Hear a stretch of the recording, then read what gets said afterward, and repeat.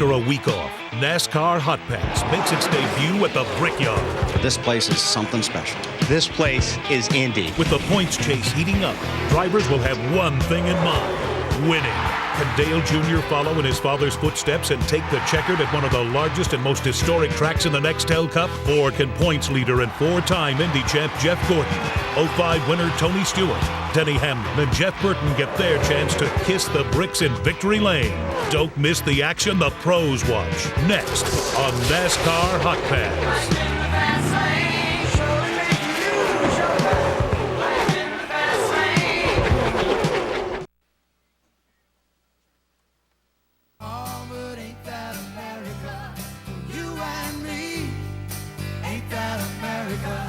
Welcome, everyone, to the Allstate 400 at the Brickyard. It is Indianapolis Motor Speedway. They call it the World Center of Racing in Indianapolis, Indiana. Today you're watching the Dale Earnhardt Jr. channel. NASCAR Hot Pass exclusively on DirecTV is being presented by Dodge. What a gorgeous day in Indianapolis. Barely a whisper of a cloud in the sky. Forecast today, mostly sunny, 82 degrees, just a light breeze. On Friday, the rains came and pushed everything to Saturday. And after a rainy Friday and a long practice session yesterday, on their feet watching. Junior went out first in qualifying and put the Budweiser Chevrolet in the fourth starting spot. He ran 49.07 seconds. But I tell you what, the team and Junior said if it wasn't for right here in turn 4, where he thinks he may have got a little bit too low in turn 4, he thinks they may have had the pole here at the Allstate 400 at the Brickyard. Again, that was qualifying yesterday. We look at the standings as they are through 19 races. Jeff Gordon with a 300-point lead over Denny Hamlin. The magic number in the standings is 12. And right now in that 12th spot, it's Dale Earnhardt Jr. He's 760 out of the lead, but more importantly, he's in the top 12, which make it into the chase for the Nextel Cup, which will take place in the final 10 races of the 2007 season. How big is Indianapolis and Indianapolis Motor Speedway? Well, in the Earnhardt family, it is huge. As a matter of fact, in the second year of the Nextel Cup, when it ran here at this racetrack back in 1995, it was Dale Earnhardt who took the checkered flag and won the second ever running the Allstate 400 here at the Brickyard. Back then it was the Brickyard 400. Dale Earnhardt Sr. claiming that trophy at this racetrack. Today it's the Allstate 400, 400 miles, 160 laps around this 2.5 mile, I guess we'd call it a quad oval. Should be an exciting time around this racetrack, and we want to find out from our driver how he thinks it's going to be. And before he strapped in, it was Phil Parsons interviewing him on pit road. Along with a lot of our viewers, grew up in the NASCAR world, but even though we were concentrating on North Wilkesboro and Hickory and places like that, the Indy 500 was always pretty cool. Was it to you? Yeah, I mean, I remember tuning in and watching it on TV every year. It was even in our house, it was a big deal to watch, and you followed the Hunters and all those guys, and it was. At that time, the Indy 500 was quite a bit larger than our sport, or the Daytona 500. And we sort of, if not risen the bar a little bit, we've equaled out a little bit. But every time I come here, I feel like we're kind of borrowing the place from the guys like A.J. Foyt and Andretti, those type of names and that kind of history. So it's always been a pleasure to race here.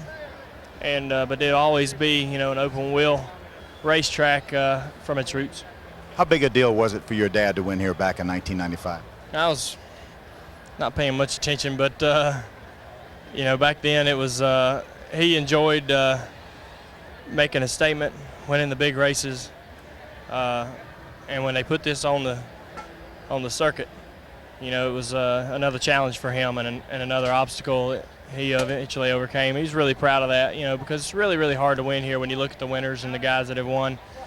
it's the teams that dominate. There's really no dark horses that come through and win this race, and I believe that'll rarely happen, So it was a big deal for him to get that under his belt. There was a lot of goings on this week, obviously, with the announced merger between DEI and Ginn Racing. And I know Mark Martin told me last winter that you and he were talking about maybe him running your Busch car a little bit. Never got worked out. So how cool is that now to actually have Mark Martin as a teammate? Well, it's really cool to have Mark as a teammate. The deal didn't work out because of the Army-Navy conflict. But, we're real proud with Brad Keselowski driving the Navy Chevrolet, and we're looking to seal him up for the rest of the season, and hopefully he'll run well enough, and we can work out something for a more long-term deal. But I really like Brad, and he does a great job in my cars, and it's been great having Mark as a teammate only for the few days we've had him. Look forward to the rest of the season working with him and learning a lot from him. But we got a lot of great things to look forward to, and Mark's just a great bonus for this deal. It's there's a lot of great things going on in my career right now, in my life, and having Mark Martin as a teammate is a huge bonus. Tell us a little bit now about what it's going to take to get this Budweiser Chevrolet in victory lane here today. We got to turn really good all day long. The tires are an issue. They were wearing out in about 4 or 5 laps, and so they're going to have a couple competition yellows early. Hopefully we can make it to lap 15 without any problems. The tires were getting into the cords after 4 laps, and that's making everybody pretty nervous up and down pit road. But your car's got to turn all day long and be able to get up underneath guys. It's really important to stay toward the front in the clean air too. I found that out last year. We ran 35th and couldn't move forward at all. We put our car in the front and we were okay. So clean air is really, really important, staying toward the front. All right, buddy, we appreciate it. We're going to enjoy the ride. Thank you.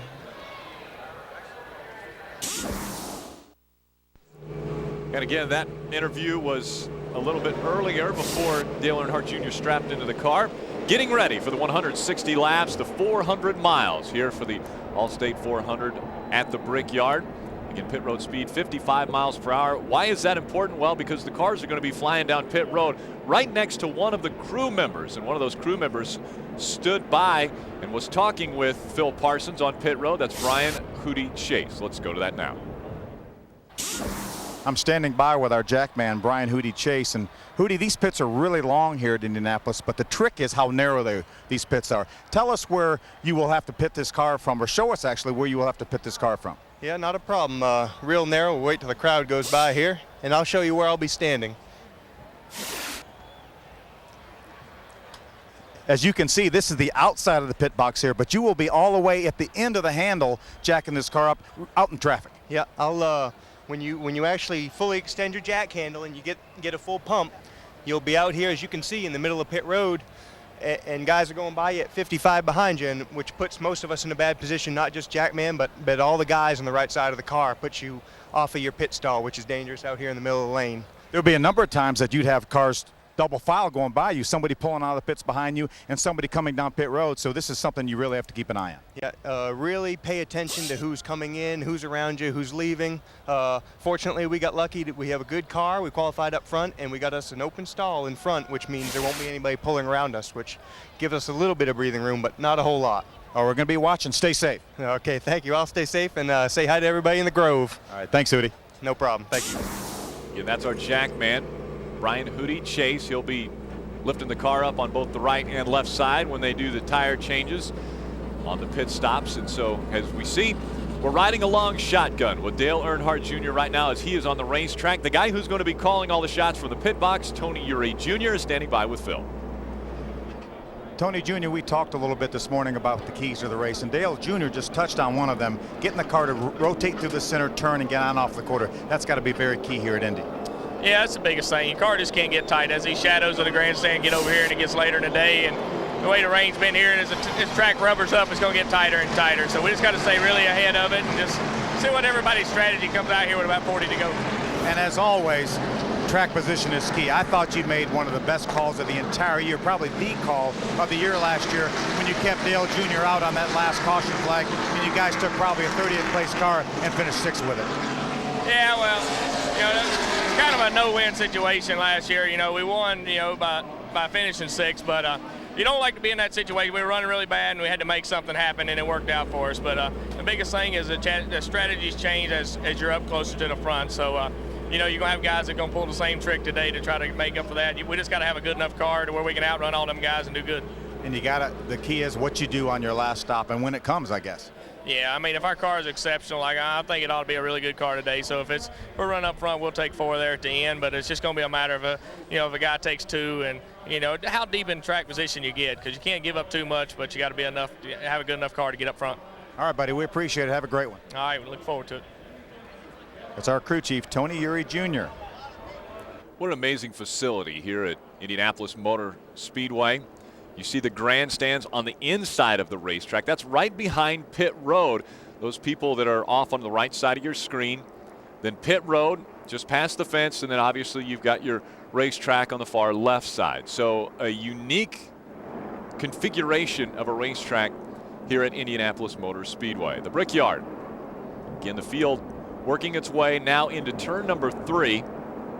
Reed Sorensen, Juan Pablo Montoya, 1 and 2. They make up row number 1. You see that Budweiser number 8 Chevrolet will start in the 4th position today. A very good qualifying effort for him. Again, your drivers that are on Hotpass today, you can tune into any one of the 5. Jeff Burton's on channel 795. 796 is Tony Stewart. 797, Jeff Gordon. Denny Hamlin's on 798. And you're tuned in right now to the Dale Earnhardt channel on channel 799.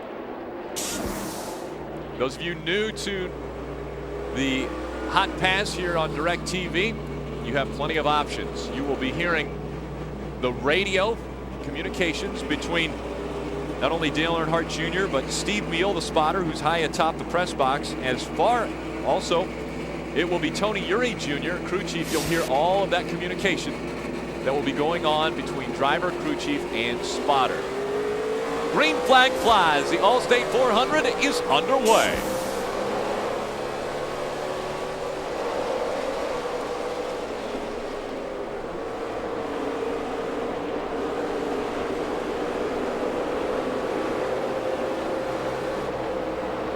Clear. And Steve Meal letting him know he's cleared Ryan Newman, which means he's moved into 3rd position. Ryan Newman started 3rd on the inside. We were able to get by him. Just in front of us, Juan Pablo Montoya, and in front of him, Reed Sorensen. You're going to see graphics on the screen. On the very top, you will see the driver who's leading the race. Reed Sorensen leading this race. Juan Pablo Montoya, we're going to try to get the nose around him, taking over 2nd. As we go down the front stretch, everyone in red on their feet watching. Dale Earnhardt Jr. takes 2nd away from Juan Pablo Montoya. Rick, we heard Dale Jr. talk about getting that run through the center of the corner and be able to get on that throttle. That's exactly what he did to get by Juan Pablo. And Phil, what an amazing thing. On the first lap, Dale Earnhardt Jr. able to get by a man who's won on this very racetrack, the Indianapolis 500. Very cool. That Juan Pablo Montoya has done a terrific job this season. I think one of the most talented drivers in all the world. But our man's got a good horse today, it looks like. Dale Earnhardt Jr. taking over 2nd, now going to try to reel in that 41 of Reed Sorensen. He mentioned earlier in the interview about the tires. They were hoping to make it to that first competition caution, which is on lap 15, where they'll get a pretty good idea of the wear of these tires. Now, Clear by 8. Clear by 8. Here's Steve Meal letting him know you're cleared by plenty. Phil, you and I had the luxury of going out in the pace car earlier today and riding around this racetrack. And what was great is Brett Bodine, who drives the race or the pace car, stopped and let us check out this racing surface. It is like a cheese grater on these tires, Phil. Well, it really is, but we had so much rain all day Friday, the cars never got on the racetrack. There were supposed to be a couple practice sessions. So, you know, once you get a lot of rubber down, this tire wear situation is going to get better as the day wears on. And that's why NASCAR is bringing in these competition cautions to make sure that we get about 15 laps of racing on and get a lot of rubber down. Let all the teams change tires, look at the tires, look at the wear. Then they're going to do about a 25-lap run and have another competition caution at lap 40 so they can look at them again, and then they'll make a judgment from there. I think we should be okay once we get 40 laps under our belts. And as Phil was just mentioning, you see competition cautions at laps 15 and 40.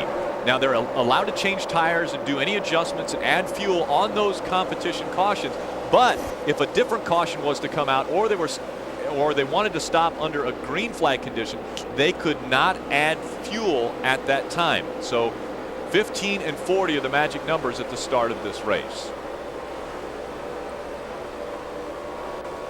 Dale Earnhardt Jr. a year ago with his best ever finish at Indianapolis when he finished 6th. And Phil mentioned as he was talking with Tony Eury Jr., what an amazing call. They were running in the 28th position when they decided to not come down pit road. That was Tony Eury Jr. saying, hey, stay out. We're going to try track position here. So they stayed out on the racetrack. He moved up into the 2nd position when they restarted and finished this race in the 6th position. So a very big turnaround for the 2006 season for Dale Earnhardt Jr., and it took place right here at Indianapolis Motor Speedway. That really set the stage for that 8 Budweiser car to get in the chase last year. They were really flirting with being out of the chase coming into this race. They'd had a tough luck at Pocono, which last year preceded this race. Early entry, good, center off. Heard that good center off. That's the key here. That's the key. But anyway, they had a tough race, the previous race to this at Pocono last year, and they came in here, and this really started off them on a good little run towards the end of the season. Got that Budweiser Chevrolet in the chase. And that's what everyone's pointing toward, those final 10 laps or 10 races of the 2007 season. They crossed the yard of bricks once again, completing the 5th lap of racing. We're on lap 6 of 160. Again, 9 more laps until we go to the competition caution to take place. You see the distance between us and Reed Sorensen, who's leading this race. You know, Rick, one of the things that Tony Jr. was excited about is this racetrack is so big, and there are pit suites and grandstands right behind us. You really only see the race car coming down the start-finish through the start-finish line area. Tony Jr. was really excited about being on Hotpass today. He said, this will be the first time I'll be able to watch the car all the way around the racetrack. That's right. This is a unedited, undeleted version of what takes place all the way around the racetrack here at Indianapolis Motor Speedway. It's actually impossible to see every inch of the racetrack unless you're watching Hotpass exclusively on DirecTV. Grandstands all the way around the racetrack, but in different areas. And again, there's trees in the infield. This is such a unique facility. I mean, there's a golf course in the infield. Again, the grandstands just behind pit road. We're currently running in the 5th or the 2nd position. We'll be right back with more Hot Pass. Angels 8 Eastern tonight. GM OnStar, how can I help you? Can you run a quick diagnostic check for me? No problem, Mr. Gordon. Transmission? Check. Emissions? Check. Airbag system? Check. Car wash? 2 blocks up on your left-hand side. Nice. OnStar active. You ever been on a pit crew?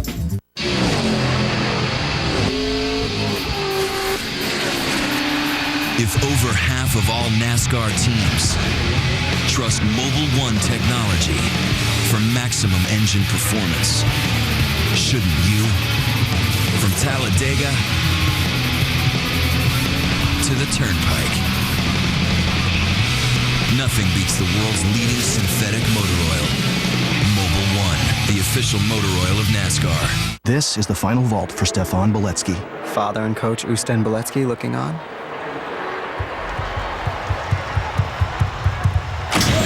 Whoa! I've never seen a springboard break like that. There will be a deduction on the landing. I'd hate to be responsible for that. Not the official tools of gymnastics. The official tools of NASCAR. Craftsman at Sears. Hey, what's up, guys? What's going on? Hey. Hey, what's up, Casey? Supposed to be P1 here. Guy came in and refilled the machine. Said something about making some changes. Weird, huh? Well, I was meant to be P1. We had a deal here. Hey, look at that. I'm in the pole position.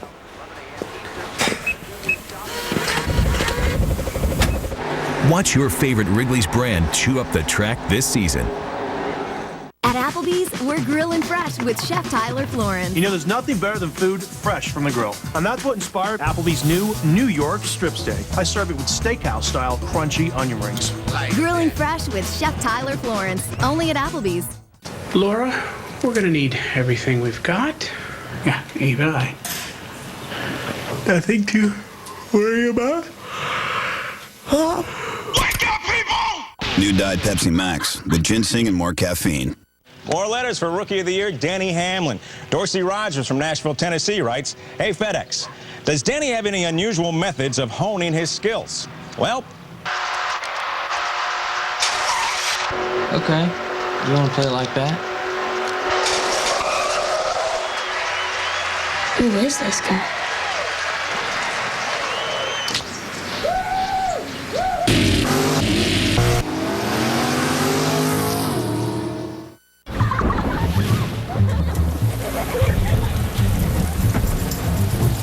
GM OnStar, how can I help you, Mrs. Johnson? Yeah, it looks like we need directions to the nearest movie theater. Sending turn-by-turn directions now. OnStar active. In half a mile.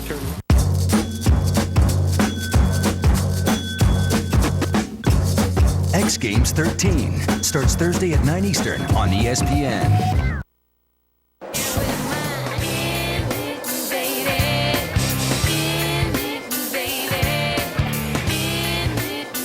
Again, welcome back to NASCAR Hot Pass. Those of you that are new were able to see that you will see the car the entire time, even when we go away to commercial break, which ESPN will take. You will always see where the 8 car is running and how he's doing on the racetrack, what his position is. He started this race in 4th, currently running in the 2nd position. We've had this similar view, well, pretty much the entire 10 laps that we've run so far, where we have had the 41 of Reed Sorensen just in front of us. Just behind us, it's the 42 of Juan Pablo Montoya. Very little conversation on the radio from Dale Jr. so far. We heard him talk about that one time about the car being really good through the center and off. Haven't heard another word since, so that means that the car is maintaining that good turning through the center of the corner. Phil, how hesitant do you think Junior is right now to push the car? I mean, to try to get up there and run against the 41 of Reed Sorensen before they know how the wear on these tires is going to be after that lap 15 pit stop. Rick, I really don't think he's going to be hesitant. I think if it was easy to run up there and maybe challenge the 41 for the lead, I think he would do that. He's probably not pushing the issue, but I'd say more than likely he's running about as hard as he can right now. Down the front stretch once again as they go into turn number 1. You see him run right down there on the white line, even a bit on the inside of that white line. There are rumble strips a little bit further in on the corners. He won't go that far, but sometimes he will. They call it hooking the corner. Sometimes I can't really run any harder than this. It's pretty tight,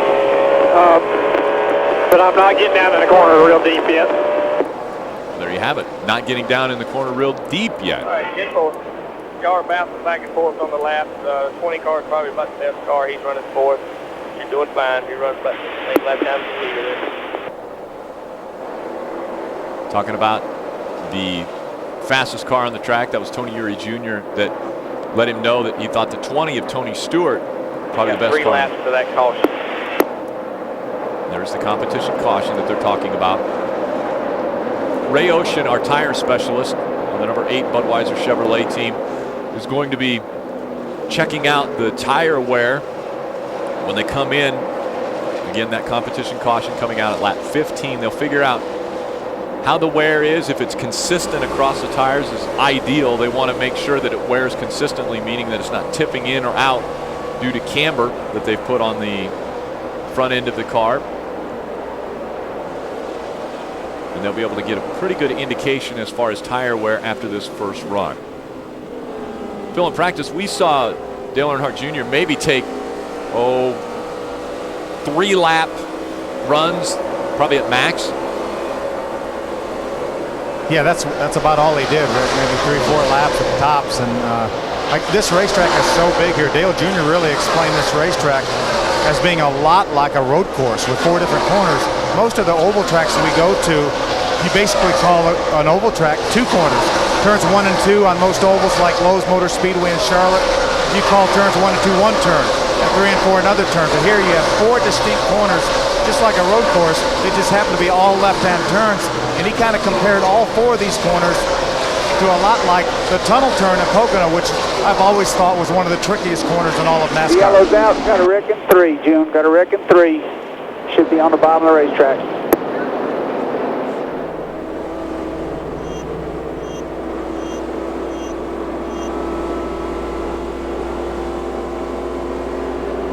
As you can see, the 66 of Jeff Green has made some contact with the outside wall. I think NASCAR, we're close enough to Water the competition. temperature okay, June? Yeah, 210. Thank you. We were so close to that 15-lap window, Rick. I would say That's NASCAR pretty will good call. for first few laps. It just started sliding smooth like a flat slide, both front tires all before, and that started building up in the center of the next 3 corners.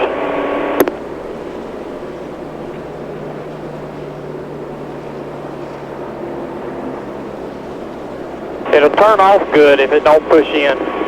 Work on that inch a little bit. Alright. So Junior actually seems to be fairly pleased with how the car is handling. Just wanting to work on the entry into the corner. Phil, our Grand Marshal today was James Denton. He was the man who threw the green flag, and I've asked if he'd come down and talk to you. And so he is going to be down there and chat with you here shortly. Thinking about just taking 2 right here, June Bug. Really? Why? Well, we can put 4 on if you want. Some people might put 2 on. I mean, I'd be fine with putting 4 on. Just I don't want to lose a lot of track position. If you want to put 4 on, that'd be fine. Well, how many is taking 2? Do you got a good number?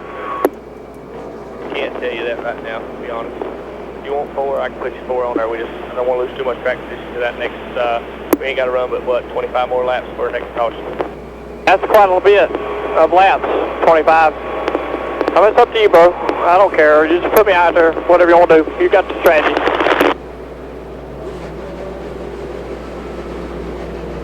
So strategy early on coming into play. Talking about potentially just 2-tire stop. Now, Junior is pitting. 4,600 right here about start and finish line. You have an opening in front of you, so we're not worried about stopping short. 4,600. 4 tires, guys. 4. 55 mile per hour. 10 away. They're going to do 4 tires. So let's keep an eye on Hootie Chase too. 5, 4, 3, right here. Right there. See how far our Jackman, you can't even see Hootie. Oh, you can barely see the Jack. He's that far out on the pit road. Now he's a little bit closer to the wall, but Hootie able to get the Jack up. Not a problem. 4 tires and gone. Go hard, all the way to the wall, all the way to the wall. Go, go, go. Right there, pit road speed. 4,600, 4,600. 55 miles per hour, pit road speed. Another solid stop. I'll get the official clock from our pit crew coordinator, Walt Smith, here in just a few minutes. We're able to get in front of the 41 of Reed Sorensen coming off of pit road. Good call, Tony Jr. Tony Stewart comes out in front. So holding on to the number 2 position after a very good stop by the over-the-wall guys. 13.35 on that pit stop. 13.35, another great stop by the DEI guys. And so we see the Home Depot Chevrolet just in front of the Budweiser Chevrolet. And as Tony Eury Jr. mentioned earlier, that 20 car, one of the strongest cars on the racetrack early on in this race. So again, Ray Ocean's going to take a look at the tires. He's going to find out how the wear is going. We'll be right back with more Hot Pass.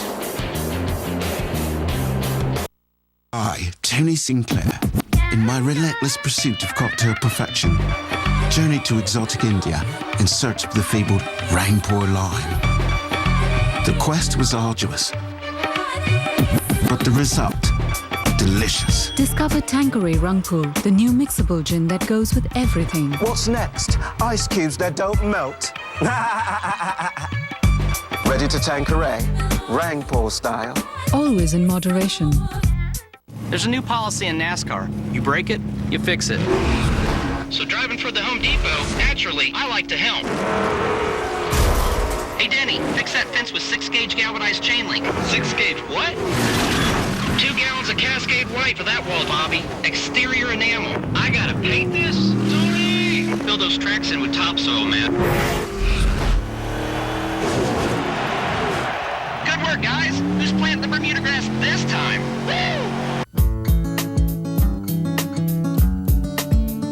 Woo! More bars in more places.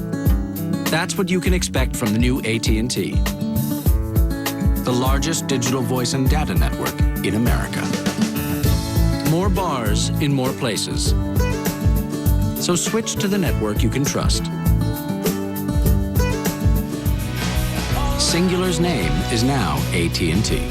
Your world delivered. What am I in the mood for? How about everything I want and nothing I don't? So give me a salad topped with sirloin steak and a ton of flavor. Give me just enough chicken, but with a Kung Pao kick to my taste buds. Give me smaller portions and prices. That's what I'm in the mood for. Give me more Fridays. The hotter the hot, the colder the cold, the greater the demand, the more you need Duralast. Batteries built to exceed the need. Built to last. Only at AutoZone. I spent 3 years running. This is where it ends.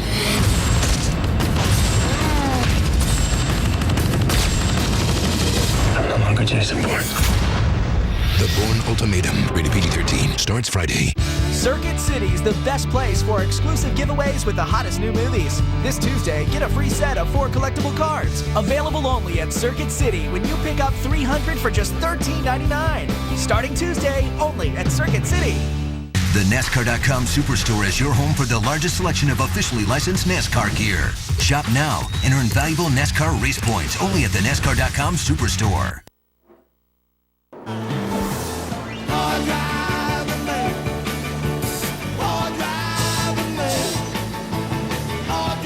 Welcome back to Indianapolis Motor Speedway, Indianapolis, Indiana. The lights came back on the pace car, meaning they're going to go around one more time. You see Ray Ocean doing some more work down in the pits. Phil, what have we found out about tire wear? Rick, the tires look really good. This tire right here is the right front tire, and on the inside of here is where we saw all the wear yesterday. The tire looks great. Ray Ocean nodded his head, say we're good to go. Again, we had a 4-tire stop, and it came out actually when they were going to do the competition caution on lap 15. We're currently on lap 19, and the lights went out on the pace car, meaning that they will come back around and get the green flag. When we restart, we'll restart in the 2nd position, just behind the Home Depot Chevrolet of Tony Stewart. Tony Stewart also did a 4-tire stop, and so he has 4 fresh tires just in front of us. Reed Sorensen just behind us, and then Jeff Burton. Those are your top 4 as we get ready for the restart. Again, a reminder, stay tuned after the checkered flag for the Old Spice post-race show. It's going to be on channel 795 through channel 799. You stay tuned right here on channel 799 for the Old Spice post-race show, only on NASCAR Hotpass. Going to have a little longer run this time. We're going to go about 20 laps. By the time the caution comes out, NASCAR may even extend it a little bit beyond 40 laps because of the restart going to be when it comes here on lap number 19 when we complete 19. So they may go even a little farther, but that'll be a little bit longer run nonetheless to make sure we have some good tire wear from there. And then I'd say NASCAR, if everybody's tires look good, we'll turn it open. Now, Phil, what are they going to do? Will NASCAR individually ask the teams, or will the official that's in the pits, will they let NASCAR know the wear is going well, or how will they go about finding out about the wear? I think it's a combination. There's an official in each and every pit, so he will get with the tire guy to make sure that the tire wear looks good, and also Goodyear people, the Goodyear engineers who are down here looking at our tires, will also be in contact with NASCAR. And Goodyear would alert NASCAR if they felt like there was a problem with tire wear, and otherwise they would say everything looks good, go on and run the race normally. Very good. Brett Bodine again driving the pace car. He'll pull that onto pit road, put the field back in the hands. Pace car's off, pass on the right if you get to him. Tony Stewart.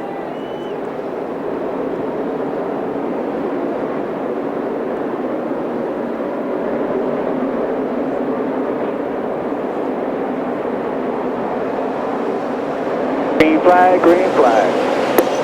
A long front stretch as the field goes by the start-finish line. On the inside, looking to the inside of Tony Stewart. Clear all around, clear by 4 behind you, June. Great start for Tony Stewart and Dale Earnhardt Jr. Again, you've got the option to listen to the driver audio without interruption. If you've got the white remote, just push the yellow button. Otherwise, you can use the alternate audio option on your box. Again, interactive features here on Hotpass. Looking to the inside of Tony Stewart. Right on his back bumper. Look at Dale Earnhardt Jr. The crowd again on their feet. Here comes Dale Earnhardt Jr. Behind you. You're clear high, clear high. Dale Earnhardt Jr. going in front of Tony Stewart. Let's see if he made it in front before the caution came out. The wreck happened behind him. You see the 12 in the upper right-hand corner. Boy, Rick, you hate to see anybody have any trouble at all. And Ryan Newman was actually our closest pursuer in the points. He was right behind us in 13th position, but nonetheless, that's not how these guys want to beat him. We just heard Junior say that was fun. That's fun to watch.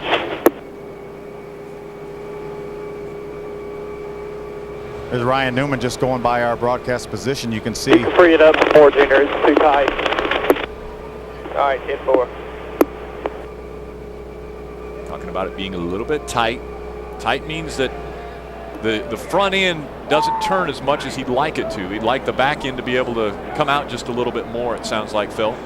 Yeah, that's what Dale Jr. and Tony Jr. were talking about yesterday and really working on was as the tires get hot and get a lot of laps on them to make sure that thing doesn't get tighter as you go. And he's still a little bit tight right now, so he's just alerting Tony Jr. that he can make some changes to free it up a little bit more on the next pit stop. Now again, there's competition cautions. One of them took place at lap 15. The second one is going to take place at lap 40. If someone would come onto pit road at this time, they cannot add fuel to their car. The only time they can add fuel to their car in the first 40 laps is at the competition cautions. So they're able to add fuel at lap 15. They will again be able to add fuel at lap 40. So if anyone comes down on pit road this time, they can change tires, make adjustments to the car, but they cannot add fuel. Yeah, I would be really surprised unless somebody's car is really handling poorly for anybody to make a pit stop, because you lose so much track position and you know you're coming back in about 20 laps. Junior fans over on the lower right-hand corner of your screen, they're up cheering him on as they see the Budweiser Chevrolet in front of the field here at Indianapolis Motor Speedway. We'll be right back with more of the Dale Earnhardt Jr. channel after this. This is for the kids, for the pets.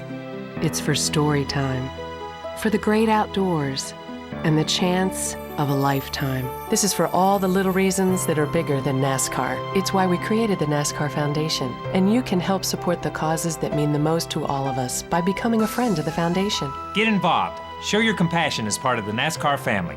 Visit NASCAR.com to learn how. Become a friend of the foundation for all the right reasons. Dedicated, courageous, tenacious. Warriors of a different sort, preparing for their moment of glory. NFL Sunday Ticket from DirecTV. Up to 14 games a week during the regular season. For the true football fan, this is where all the magic happens. For the most NFL action anywhere, sign up now and get $20 off the regular price. Call 1-800-GET-SPORTS now. I'm Dale Earnhardt Jr., and you're riding shotgun with me all race long, right here on NASCAR Hotpass. I fell into a burning ring of fire. I went down, down, down, and the flames went higher. And it burns, burns, burns, the ring of fire, the ring of fire. The NASCAR Nextel Cup Series at Pocono, next Sunday at 1 on ESPN. Most insurance companies give you a discount for driving safely. But only Allstate gives you that, plus an extra bonus for every 6 months you don't have an accident. Can you afford not to be in good hands?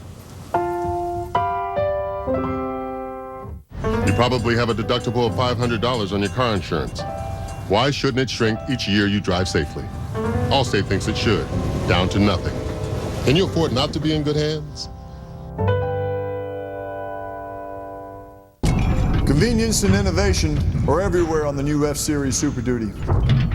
In some places they're obvious, like the all-new redesigned interior. In other places, they're not so obvious, like this tailgate step, only on the new Super Duty. Introducing the bold new F-Series Super Duty. It's built better to work harder for you. Welcome to a televised performance of the National Symphony. We will be hearing Beethoven's Ninth, and the conductor will be replaced by the rapper 50 Cent, who after drinking vitamin water Formula 50, decided to give this a try.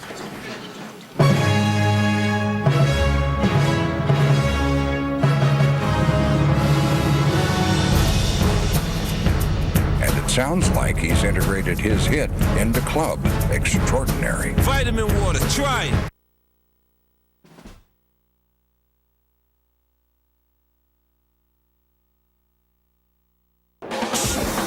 Welcome back to NASCAR Hotpass, exclusively on DirecTV. You see the Budweiser Chevrolet in front of the field. The light's still on the pace car, just in front of Dale Earnhardt Jr. Even though we're under caution, these are laps being led by Dale Earnhardt Jr. coming into this race. He had only led 13 laps previously here at Indianapolis Motor Speedway, so he is adding to those today. We have the opportunity to talk to the different broadcasters covering the different channels. We have the luxury of talking to Larry McReynolds and Tony Rizzuti, joined by Matt Yoakum today in channel 796. They're covering the number 20 of Tony Stewart. Let's chat with them. Hey, Larry, you know, we talked a little bit earlier, and Tony Uri Jr. made the comment they thought the 20 was the fastest car on the racetrack, but we were able to just get by you on that restart. How is the 20 doing today? Well, I think he's really happy. You know, he was happy when we talked to him, Rick, in the beginning of the show before the race. Said that he felt good about his race car yesterday in practice. The car was turning good, and we all know that Tony really likes a track that gets slick, and with the temperatures that we have here today, she's getting slick. But the minute that your man, Dale Earnhardt Jr. in the 8 car, got by him, he told Greg Gispadelli, his crew chief, don't worry, I just can't get going on restarts, but my car is good on the long haul. That is very good to know. And Tony Rizzuti, now, they made a great stop there on that first pit stop, and were able to get Tony out in front of this field. How fast of a stop was it? Well, it was a really quick stop, about 12.7 seconds for this team. They were very pleased with it. One of the big things about it was team members from other teams came down and said, you guys just take 2? Then they saw the 4 tires being cleaned off and realized it was a 4-tire stop, so a great stop for the Home Depot team right away. One of the key things to it, the tire wear was perfect. And Phil Parsons, did you guys get a chance to look at your tires? How was your tire wear here on this first competition caution? Tony, our tires looked really good. We were concerned about the same thing. We saw some cords yesterday in about 5 laps, so that's one thing that Tony Uri Jr. and our car chief Tony Gibson were worried about. They both jumped down off the top of the pit box to look at the tires, and Ray Ocean, our tire specialist, assured them that the tires looked really, really good.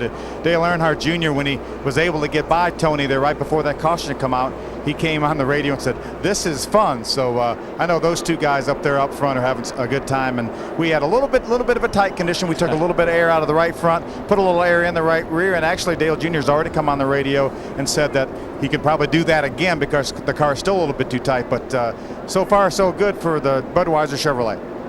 Yeah, and Matt Yoakum, I know you're sitting in and enjoying watching the 20 with Larry McReynolds in the booth there. I was curious, you've been on pit road a lot. Have you heard anything out of the radio of Tony Stewart that indicates if he's comfortable or not in the car right now?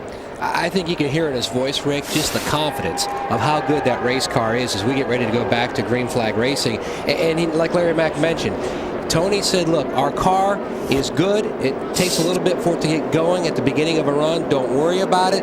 We are going to have a stellar day today. And you can just hear the confidence in his voice, and that carries over to the stopwatch and success usually at the end of the day. And Rick, I want to add something else to that last restart as we get the green flag here, completing lap 24. Tony, who was leading the race, he couldn't find the restart marks. And I think that's another reason your man Dale Earnhardt Jr. got the beat on him on that restart, but he found them under this last caution. Yeah, it was pretty amazing because those two cars really jumped out in front of the rest of the field. I mean, Reed Sorensen couldn't even stay with these two, and it looks like it's very similar here. Those two cars are separating themselves again from the field. Both of them having great restarts this time, Larry. We want to thank those guys on channel 796 for joining us over here on channel 799. And good luck to Tony and the rest of you guys. We'll be watching you obviously very closely throughout this race. See you guys.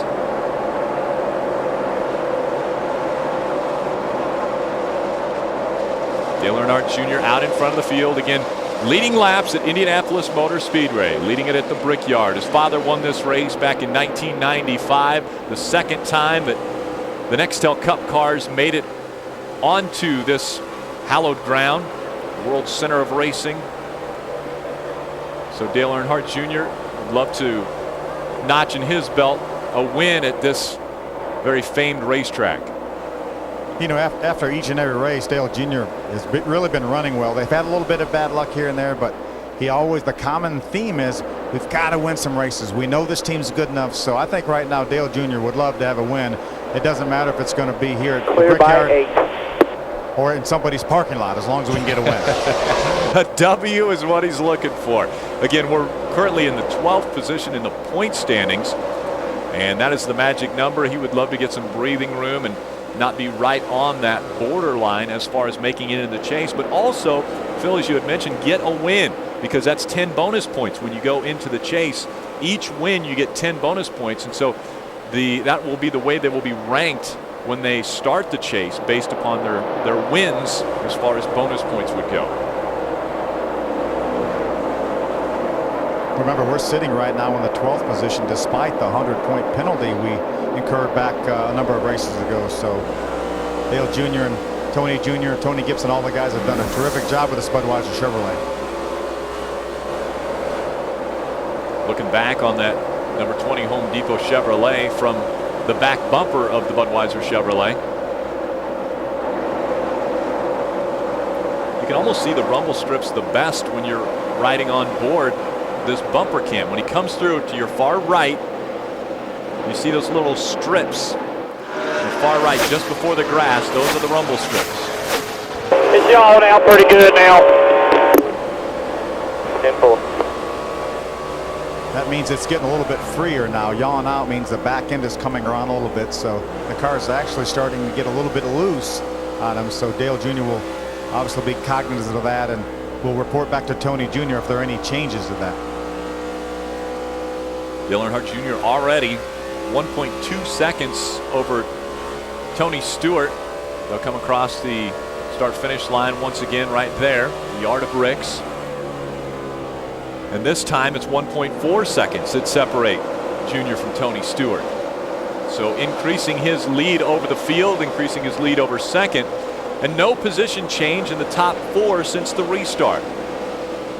You know, when we talked to Dale Jr. before the race, he said, talking about last year when Tony Jr. kept him out, they gained the track position to take home a sixth-place finish, that there's nothing like clean air, and he's got the cleanest of air right now.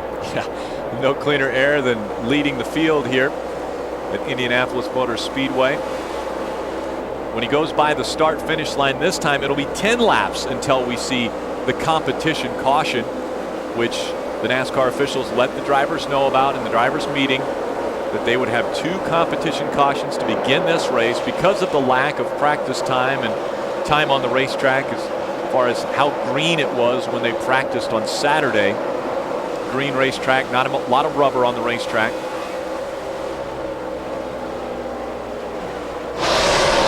Looks like a pretty significant lead right now. What does it say on the computer, Rick? Well, the last surveillance, I got to the rumble strip. Oh, there was the rumble strip that we talked about. We can zoom in on that left front corner, and it has buckled under just a bit. We'll have our camera folks take a look at that. They can zoom in on that left front corner of the valence, And you'll be able to see it's buckled under just a bit here. And Tony Uri Jr. is looking at this as well. He's got his Hotpass DirecTV on as well. So you see a close look at that. It's buckled under just a bit.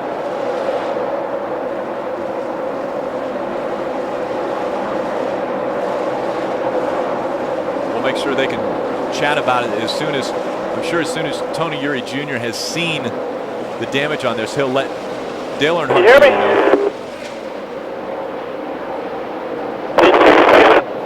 Turned under just a little bit. There it is, a great shot. Boy, a spectacular job, Alex, and our guys watching this from the camera vantage point. We want to say thank you to them. Getting shots of this so that Tony Uri Jr. can look closely at what has taken place. I'll see you over here. Did you look at the pavement? Yes, sir. It's rolled under just a little bit. We'll fix it on next stop. Still good. You're about 3/10 better than 20. There was a great shot of it right there.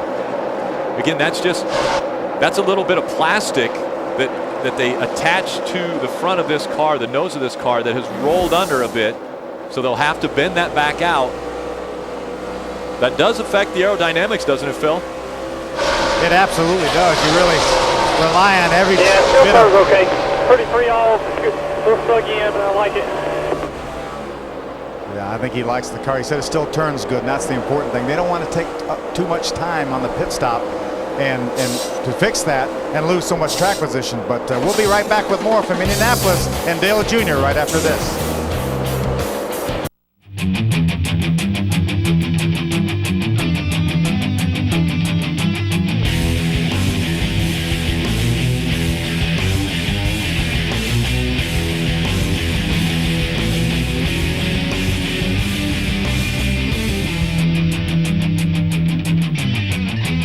When you're about to do something this big, a little luck never hurts.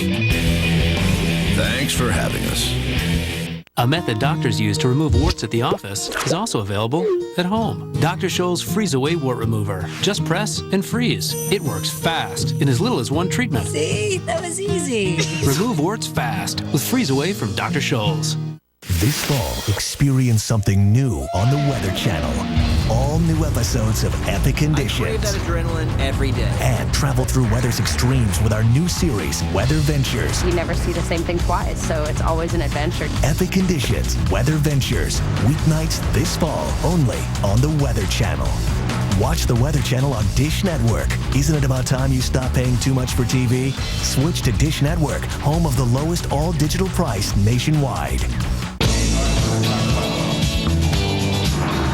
I'm comfortable going fast. I'm comfortable slowing down. I'm comfortable in Wrangler. Introducing Relaxed Straight Leg and Relaxed Boot Fit from Wrangler Jeans Company. New fits, new styles, great comfort. Wrangler Jeans Company, a new generation of Wrangler. Obsessing over celebrity, that's wrong. Unless that celebrity is bacon. Bacon! Introducing the Baconator from Wendy's. 6 strips of bacon piled high atop 2 fresh, never frozen beef patties. Obsess a little. That's right! Michigan International Speedway, it's your speed. With all of your favorite NASCAR drivers and excitement, the rush of 43 cars at the green flag and the fight to the finish, to a weekend filled with tailgating, family, and friends. It's all coming your way at your speed. This August 17th, 18th, and 19th. To guarantee your seats for the NASCAR Nextel Cup 3M Performance 400 August 19th, call 800-354-1010 or go to racetickets.com. Easy, secure, fast. Michigan International Speedway, it's your speed.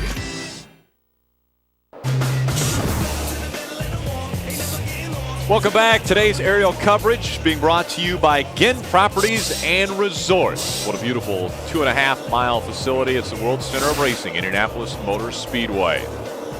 Dale Earnhardt Jr. holding on to the top spot. He has separated himself by 1.8 seconds in front of Tony Stewart. See him making his way around this racetrack.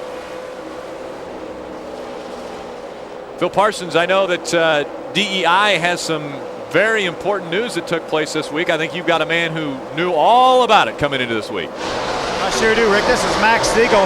He is the president of global operations for DEI, and we talked a little bit in the garage area this morning, and it's a pretty calm week for you this week. Yeah, we didn't have anything to do, so we created something we could all talk about. No, it's been a great week with the merger in place and everything else. The guys have been sharing information. Great energy going in today, and we're just really excited.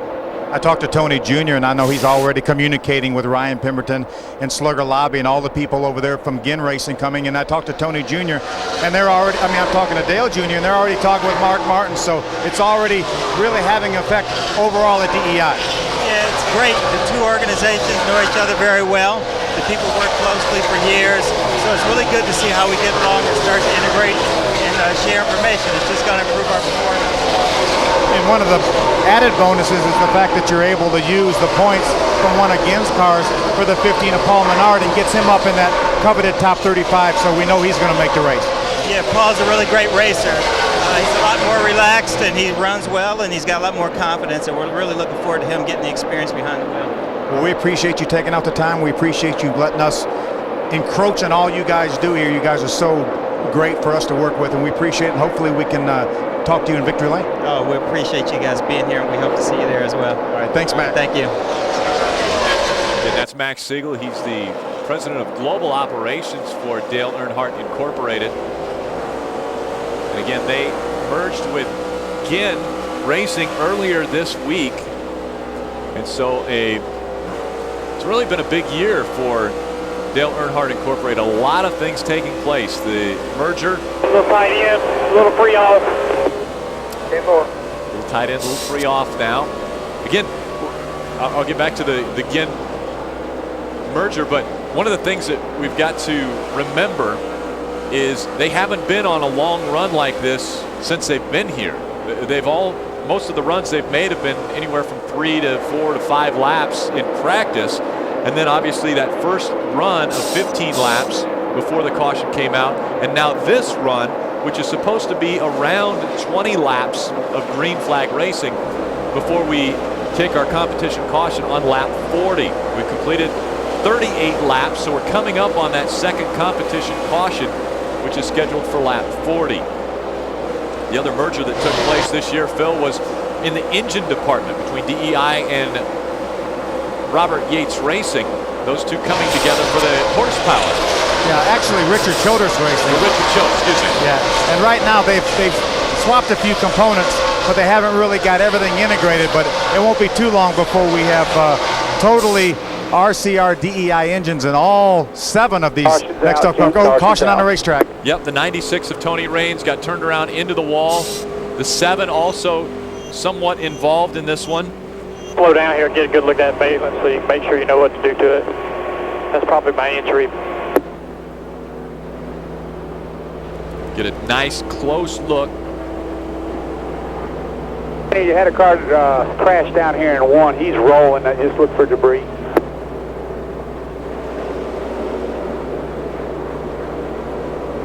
Remember, Rick, unless NASCAR says that this is going to be the competition caution, if we decide to come down pit road, as you can see the replay. Got down a little too low. Getting a little snug on entry, and I'm having to, then the car hooks. Whenever it hooks, I just misjudged it a little bit there, but we'll be all right. All right, 10-4. It's pretty good. It just depends. If I overdrove it, I was pretty tight in, and it pushed all the way through. But if I did it just right, I was a little snug in and kind of free off. It's getting a little free off, where I wasn't able to maximize the full speed up off the corner. A little hesitant on the throttle because it would be so free, but that's good. I mean, the balance stayed the same as far as tire wear and all. We weren't giving up one end of the car real bad. All right, 2-4. Ray, that'll be the same as what's on the car right now, right? Right front. Oh, yes, sir. I'm on it. All right. Talking about tire pressures. Ray Ocean, the tire specialist. Ask my guy if this is going to be the caution. Wanting to know if this is going to be the competition caution. Yeah, he nodded his head. This is good. 4 tires here, guys. Yeah, this is going to be the competition caution, so they will be able to put fuel in it. Change 4 tires. You need to do your job good and then get on that valence. If he's leaving, whatever, you pull as hard as you can. Now, you know it's that angle, you know it's going to be tough, but just get it out as far as you can. And here comes the field. Time, though. Just do a pit stop, go on, get what you can get. 4,600 RPM. 4,600, Dale Jr., 4,600. You see him, Tony Jr.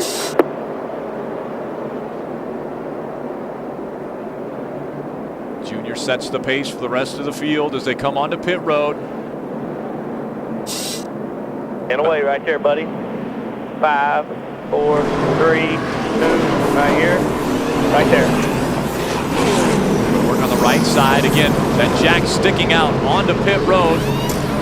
Ryan Booty Chase brings it back around. They change the tire. Watch Ward. See, Sean, what it looked like. All the way to the wall, all the way to the wall. To the wall, all the way to the wall, June. 4,600, 4,600. It looked like he was able to get a good tug on that valance, and I believe he might have got it out. What does it look like to you, Rick? It's still a little rolled under, Phil, but it's a lot closer. Yeah, all right. And they got back out in front of Tony Stewart, so a great Don't stop. just keep doing it. That's a good job. Just keep tuning on it every time it comes in. Instead of wiping the grill, just go to that fender every time. There's Sean Ward pulling hard on that valance as they drop it.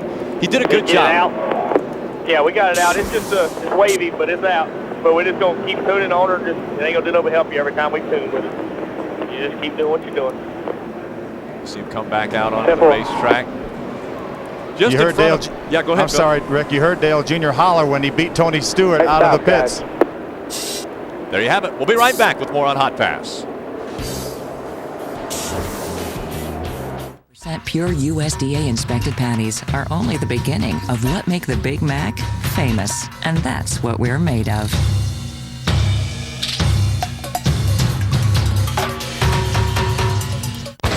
Introducing Accelerate with protein. Proven to increase endurance up to 29% over your old sports drink. So while others fade, you can stay strong. Don't fade. Accelerate. It's him again, Denny! Hey! You there? Look, I said no calls at work. Oh! Didn't know I had to make an appointment.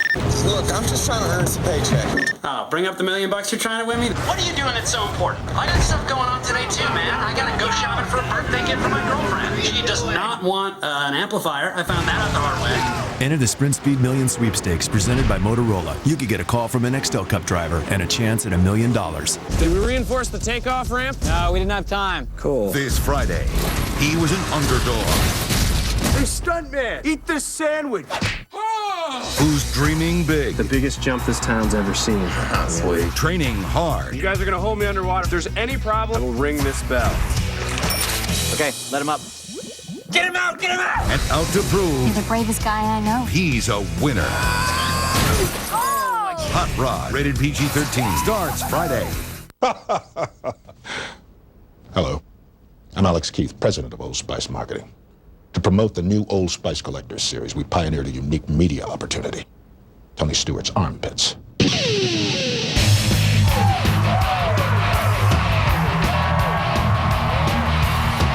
I think it's really good. This is the same car that we wanted.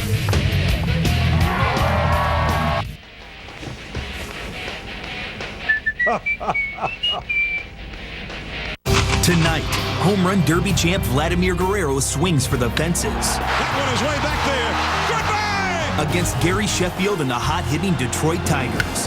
ESPN Sunday Night Baseball. Tigers Angels 8 Eastern tonight. It has been an up and down season for Napa Racing, but I still get letters from my fans. Like from Joel in Columbus. No, they didn't accidentally give me the carb yesterday. And Jerry in Minneapolis. I am aware that turn 3 is not a school zone. And here's one from Mr. N.A. Pa in Atlanta. Well, that's not very nice. N.A. Pa.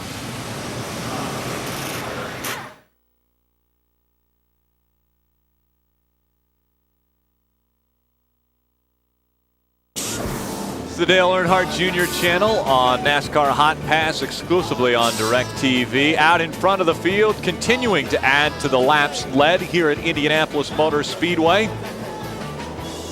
Lights still on the pace car, meaning we're going around at least one more time. We've completed 41. Dale Jr., Rusty Wallace, ESPN, you got us? We're going to listen in. ESPN is actually able to talk with Dale Earnhardt Jr. He is their in-car audio.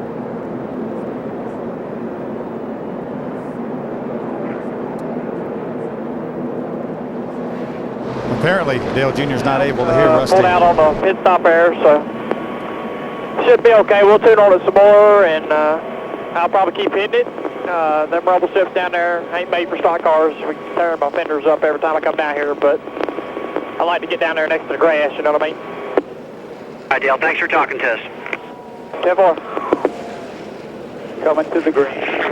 Got a copy? Yeah, I got you.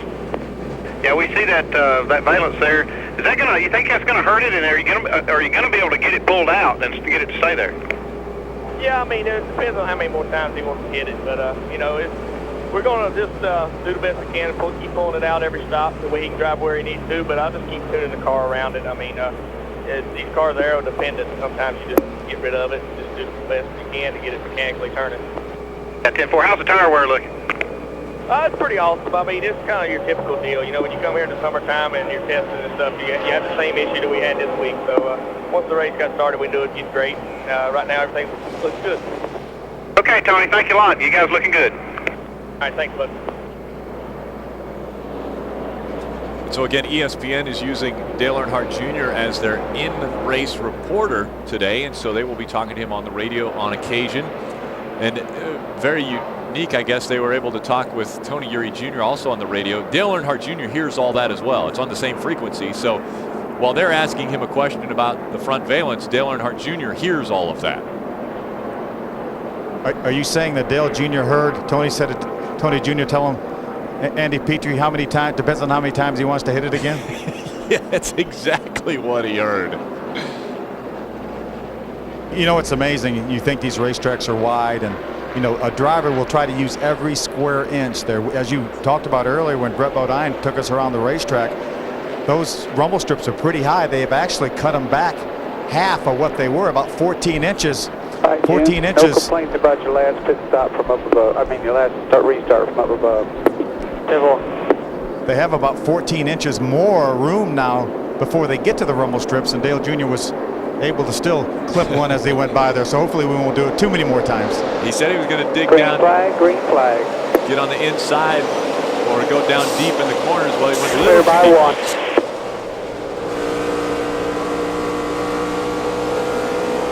Tony Stewart with a good restart there. He looks to the inside. Dale Earnhardt Jr. is going to close the door as they make their way through two and on to the backstretch.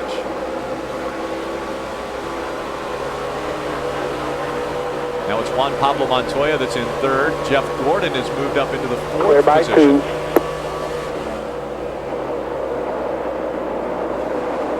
Tony Stewart quite a bit further into the corner that time than he has been running.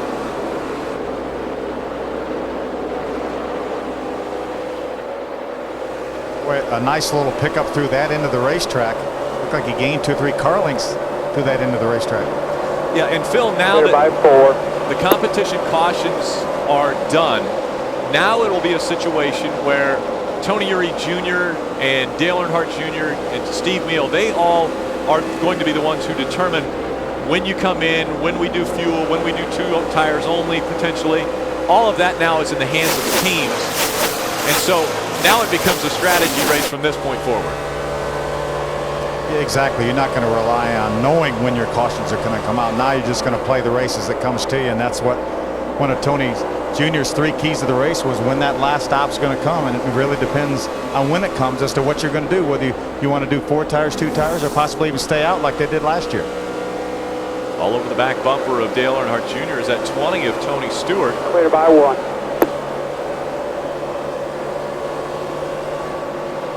Coming into this race, and we're looking at the 20 trying to peek on the inside. Inside. Look to the clear, inside. Clear. Right on the back bumper of the Budweiser Chevrolet, and as that's taking place in the upper right-hand corner, you see the melee taking place. Coming back to the yellow. A lot of cars spinning around the 48. Oh, look out, Jimmy. Jimmy Johnson pulling out right in front of the 55 of Terry Labonte. But this is the 4th caution of the day. Pretty damn loose right there. Creeping over on the right front, the front end, gain your roll. Car was real flat, good, and moved down on the left front. Now the car's gain roll on the right front. It's getting loose. All right, 10-4. 26. Yeah, go ahead, Phil.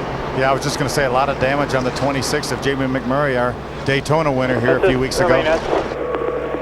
That's okay. He stuffed up there behind me pretty good, so we'll just see if it, I mean, it's only going to be like that for a few laps, but at the start, it's kind of tough. Simple. Take a look at how this took place. That's coming out of 4, I believe, and as they do that, look at the smoke. There's just nowhere to go. Everyone fanning out all over the racetrack. Do you have any interest in me telling you how far behind you he is when he's close like that, or am I just bugging you? I like it, especially in them little straightaways where I can't look. Okay, just didn't want to be bugging you. No, it's cool.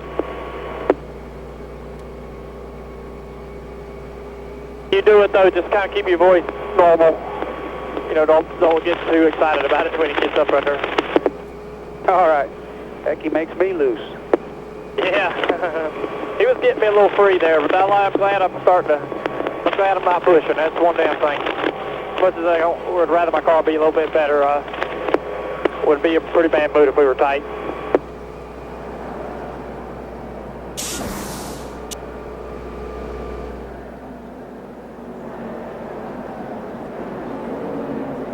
Listening to the communication between Dale Earnhardt Jr., Steve Meal, the spotter. Steve asked him, he said, hey, do you want me to give you that information of how close he is when he's right behind you? Do you want me to give you that? Jr. said, yeah. You know, just make sure you don't get too excited when you're talking to me. Don't get your voice raised up too high. Tell you what, we also have the opportunity to chat with our driver, Dale Earnhardt Jr. Let's see how he's doing leading this race. Dale Earnhardt Jr., it's Rick Allen in the Hotpass booth. I know you're getting talked to a lot today. Maybe you should be paid for being a TV star today. Well, I'm sure I'm getting some kind of kickback from the SAG deal. I don't know. Maybe I need to look into that. Hey, you got a little bit low on one corner. I know I talked to you earlier this weekend, and you said you don't really have any marks. You just go by feel. Yeah.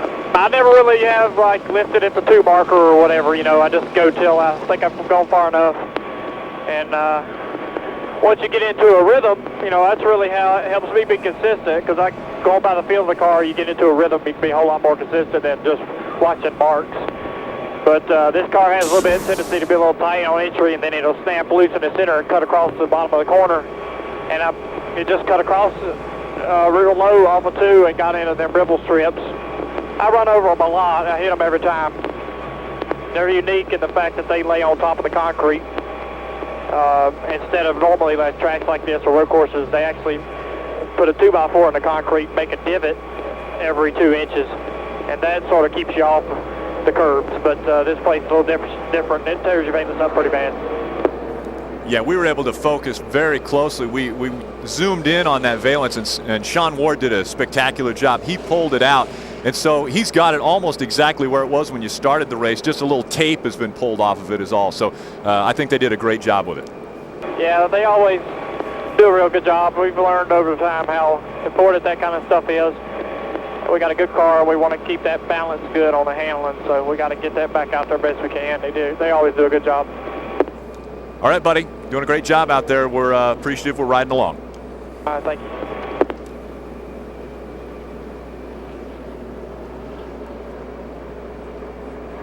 Again, this one's scheduled 160 laps. We've completed 47 on the 48th lap, and it's really been Dale Earnhardt Jr. day here at Indianapolis. He has been out in front most of the laps. He chased Reed Sorensen around the racetrack for the first few laps of this race, but once he got by him, then it was all Dale Earnhardt Jr., and then his team did a spectacular job getting out of there. Yeah, a lot more than it first appeared. We mentioned Sean Ward's name. I'm surprised. Phil, it's pretty slick, to be honest with you. So We'll see how I can get easy to get down in underneath somebody and get loose or something. Phil, you got Sean Ward down there, don't you? I do. Sean, it looked like he did a pretty good job getting that balance out. Is it difficult to get out, or is it pliable enough to do that? It's pretty difficult to bend. It's real short right now because we're traveling so much, so it's kind of hard to bend, but I got it pretty close. I'll work on it every stop from here on out. Yeah, Tony Jr. said just to keep working on it every stop now, but along with your duties of carrying that tire and indexing that tire, so you got your hands full. Yeah, it'll be a long day, but we'll be all right. All right, thanks, Sean. There's another shot of it, that Sean Ward that was pulling out that valance down there. And again, it's just it's not really plastic, but it's a harder plastic, I guess, that is screwed onto the bottom of the nose of the car. And they actually wear that down when they start the runs so that the nose of the car seals down to the racetrack. So it does wear away a little bit. It's a very hard plastic. Phil, I don't even know what the actual name of the material is. Yeah, it is just a very, very hard plastic. Okay. It's about 1/8 of an inch thick. And Tony Jr. said, really, when you go out on the racetrack, you make it a little bit long, and then it'll wear it off, and it'll do that in one corner, and that's about what you have. But as Sean said, it's a little bit short, so it's hard to get enough leverage to really pull that thing out. And we're looking at it right now, and I'm not sure that it doesn't look like it, that maybe Dale Jr. might have clipped it again a little bit, but because I thought it looked a little bit better than that. But Sean's done a good job, and he'll continue to do that.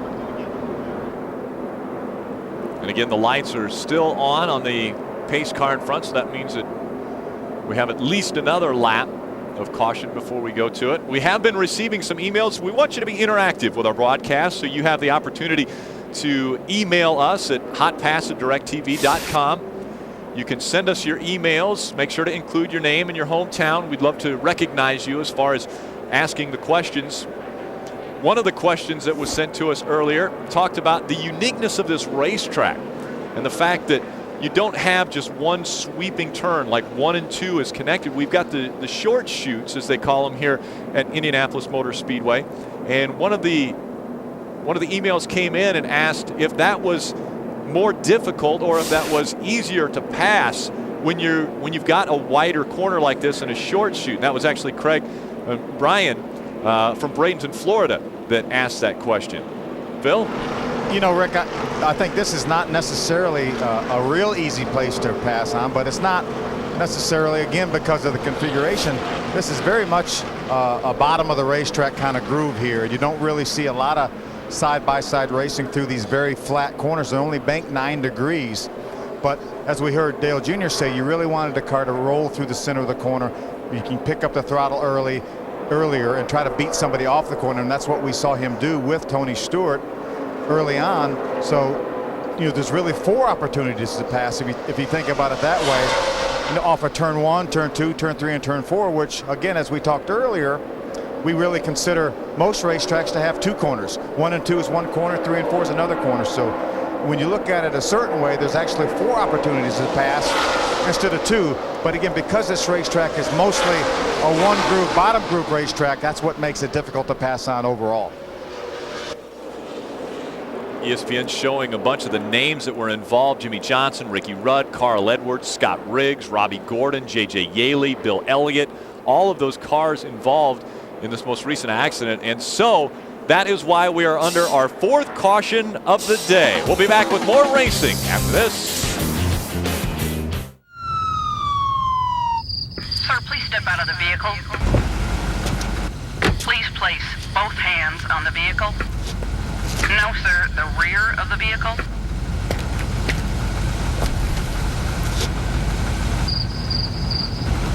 Okay, sir, get that headlight fixed. Everyone admires a great driver. At Allstate, great drivers can even get a bonus, a safe driving bonus, only from Allstate. Are you in good hands?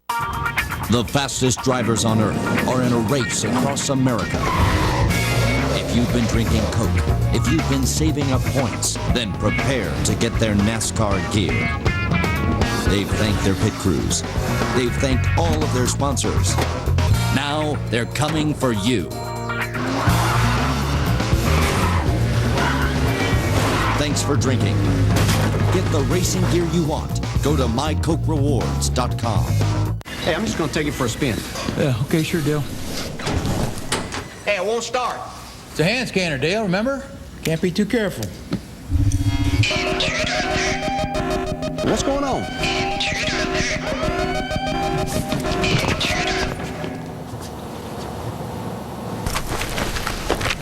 Dad? I just wanted to test drive.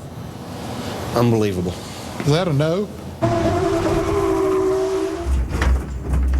And it all comes down to this for Hauer. For his fiancée, it's meant postponing their wedding for this event. It's a clean start. There seems to be some sort of trouble with the Hampton boat. Oh dear, a seat just broke. The boat is literally falling apart. Somebody is going to have a lot of explaining to do. Not the official tools of competitive rowing. The official tools of NASCAR. Craftsman at Sears. Okay, everybody, we're on a tight deadline. Only 10 minutes for lunch. Starting now!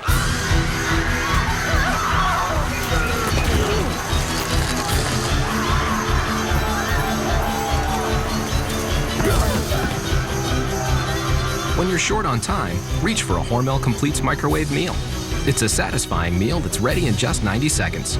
Introducing Hormel Completes. Real food, real fast. The very thought of you, and I forget to do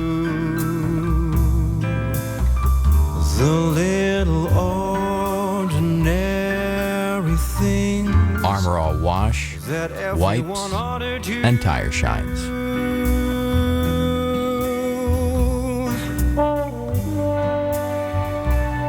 Go ahead, stare.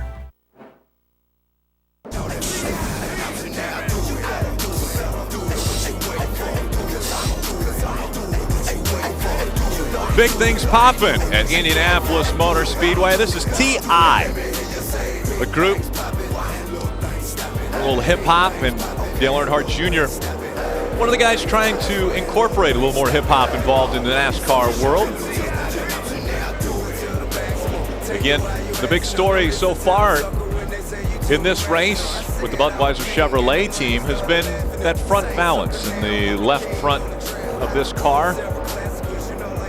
If the damage was too bad to that when he hit the rumble strips, but Sean Ward went over the wall. He's the actual tire carrier for the front tires for this car, and he went over the wall, changed the tire, and then pulled the valance out. Got it most of the way out. It may still be bent under just a bit, but it doesn't seem to have affected the aerodynamics of the race car up to this point.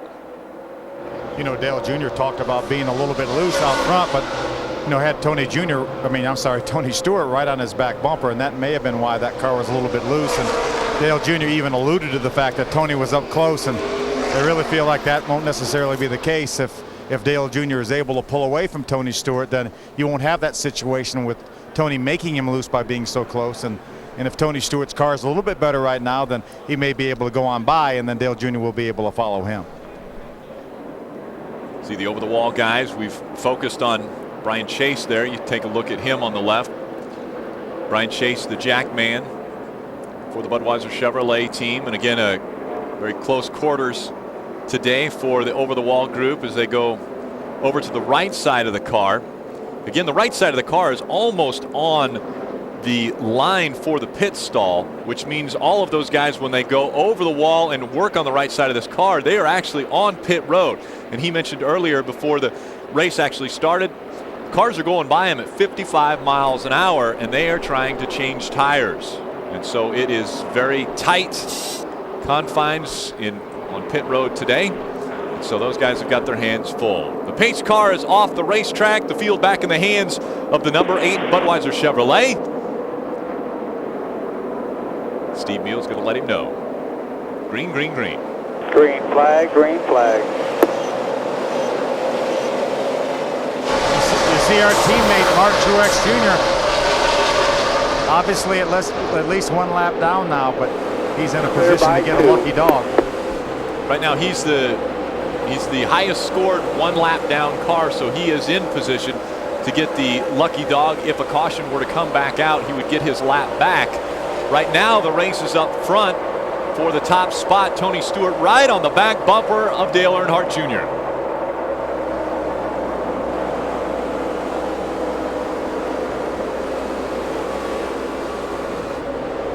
short Clear chute. by 1. Coming through 4 and onto the front stretch.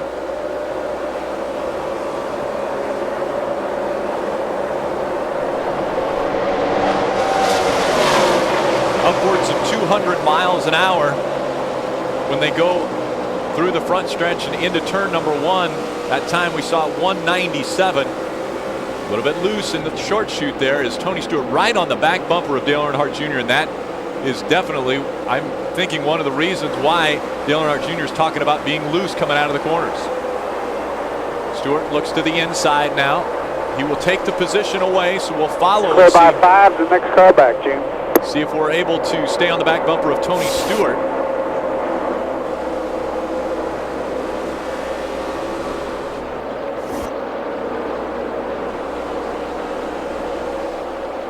Stewart got through that corner very well. Again, in the upper right-hand corner, you see the smoke. Crashing behind you, June. Crashing behind you, coming to the yellow. Caution once again. It's the 5th caution of the day. I don't like the way this thing is driving on this set. 10-4, I'll be able to tune you up. I know exactly what it is, so I'll have you tuned back up here on the next stop. Sorry about that little change there. That's okay. I'm just trying to figure out what it was. I can't figure out how it wants to go through the corner. Just to kind of give you an idea of what's going on so you don't get too confused. Remember what I did with the right front? Well, I've done it with the left front right here, a small amount. So that's what you're feeling, just so you know. Simple. Talking about the changes that they've made. Tony Eury Jr. said he made a few changes, or a change. And he knows exactly what Dale Earnhardt Jr. is feeling right now. Get back to your game plan there, bro. Yes, sir. It's already back.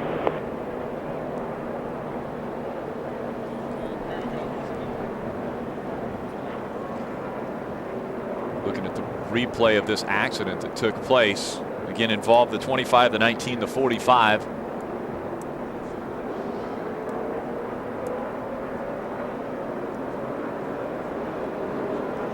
It's not loose, it just goes into this giant yaw. It's still got the grip, but it's got this real big yaw set.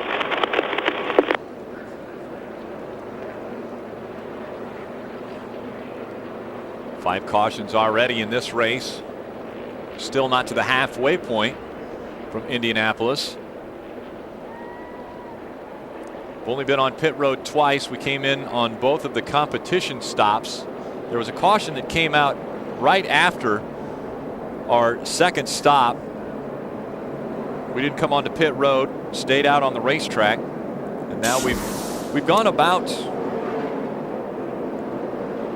pretty close to 15 laps since our last stop. So I'm guessing if pit road opens up, they will make their way onto pit road, change tires, and they will make any adjustments that he was up on my quarter there. We'll be right back with more NASCAR Hotpass exclusively on DirecTV. I hate Jeff Gordon. I hate when he bumps me. I hate when he drafts off me. And I really hate that once he takes the lead, it's impossible to get it back. I hate him so much. They'll have to invent a new word for this kind of hate. And I hate that he likes that. And that's just sick. I mean, there should be rules against that sort of thing.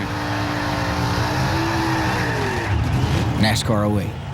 Rated E for everyone. EA Sports. It's in the game. Today we're talking bolts with Ford's resident expert, Paul. He knows everything. Tensile strength, root diameter, proof load, kilonewtons. You might say he's nuts about bolts. Paul, these mounting bolts hold the leaf springs in place. Technically, what's the difference? The Ford bolt's bigger and stronger, Mike. Well, there it is. Bigger, stronger bolts. One more reason why F-150 is the strongest pickup in its class. Take the Ford Challenge. Find out why F-150 is the best choice. Maybe Team Tylenol's so fast because they use rocket boosters. Yeah, or plutonium. Or a time machine. Guys, I think it has something to do with rapid release. It's rapid release, Elliot. Oh. Rapid. Come on, guys. We've got to figure out Team Tylenol's secret. Let's have our fans help us out with this. Join the Underground Alliance and start your investigation today at StopTeamTylenol.com. You could win a trip to Daytona. This Friday from Walt Disney Pictures, the funniest family comedy of the summer speaks for itself. Give the dog your food. Underdog is heads and tails above the rest. Just because I have these powers doesn't make me a hero. Depends on what you do with them. It's purebred entertainment. Hey, run! I'm not scared. Didn't need to see that. For stars. Hot, hot, hot. Underdog. Walt Disney Pictures presents. Try and make things look as normal as possible in here. Talking dog will try to make things normal. Check. Underdog. Rated PG. Starts Friday. I love Jeff Gordon. I love everything about him. I love that his car has flames on it. I love that he can jump in the car of tomorrow and rip up any track from Talladega to Bristol. I love that he's got 4 NASCAR championships and counting. Simply put, he's a medal-clad warrior who hasn't missed a Cup start in more than 490 races. Well, which is great for him, but bad for everyone else. NASCAR 08, rated E for everyone. EA Sports. It's in the game. The NASCAR.com Superstore is your home for the largest selection of officially licensed NASCAR gear. Shop now and earn valuable NASCAR race points only at the NASCAR.com Superstore.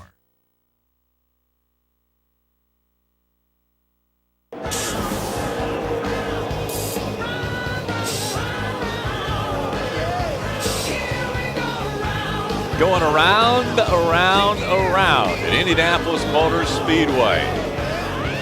Tony Stewart just in front of Budweiser Chevrolet of Dale Earnhardt Jr. around this historic 2.5 mile, I guess you'd call it a quad oval, rectangular oval.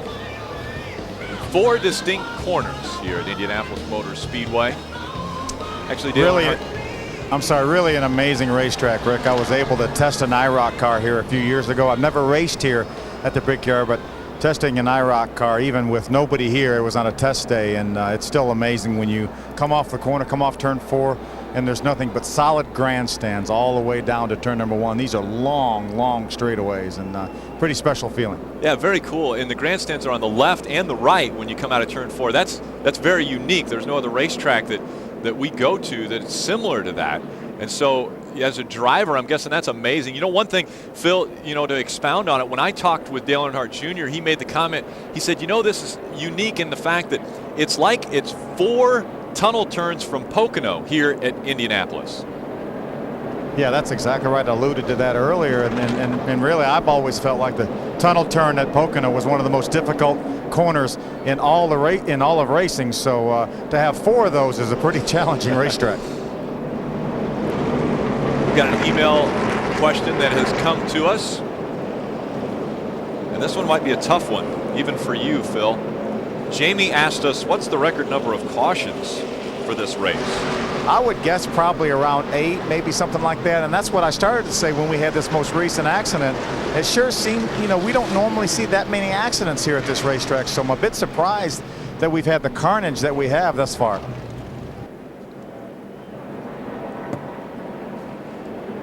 And again, we've completed, well, we haven't even got to the halfway point. We've completed 57 laps. We're on lap 58. And we've already had 5 cautions.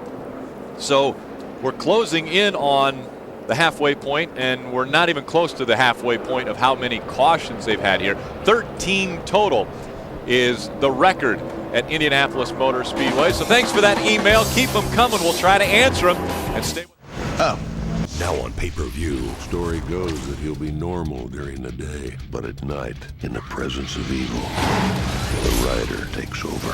Let's ride. Hang on for the ride of your life. Ghost Rider. Ghost Rider, now on pay-per-view.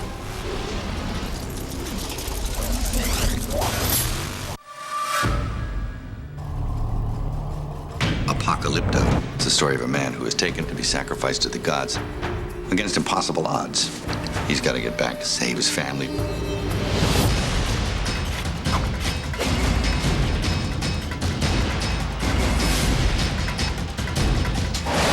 Mel Gibson's Apocalypto.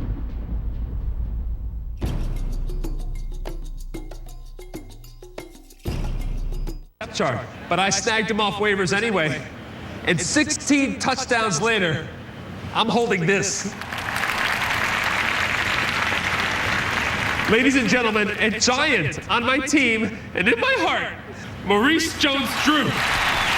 Looking for this year's fantasy heroes? Okay, relax, man. Get the best expert advice and analysis at ESPN. Sign up and play for free today at ESPN.com. Ship Bourne showed up on our surveillance. They erased his identity. Jason Bourne is at large in New York City. They stole his past. Eliminate the threat. On August 3rd, see what happens when Bourne finally comes home.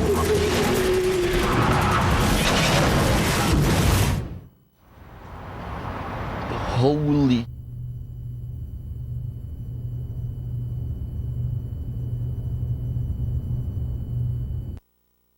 The hotter the hot, the colder the cold, the greater the demand, the more you need Duralast. Batteries built to exceed the need. Built to last. Only at AutoZone. Laura, we're gonna need everything we've got. Yeah, even I. Nothing to worry about. Wake up, people! New Diet Pepsi Max with ginseng and more caffeine.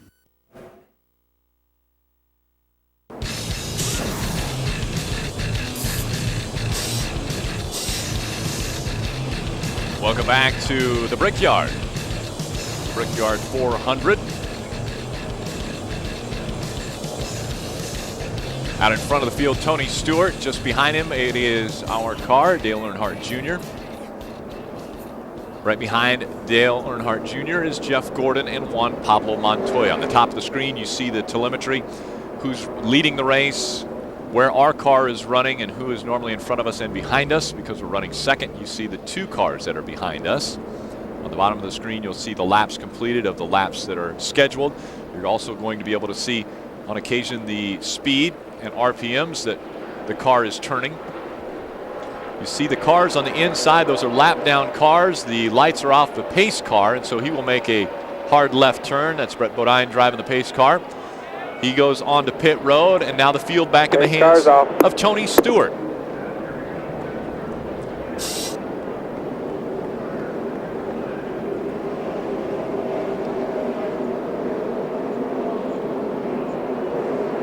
And here they come to the green flag. Green flag, green flag. They got a great start. Clear low.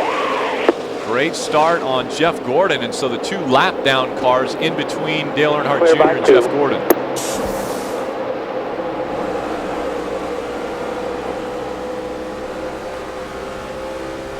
Tony Stewart got a great start as well.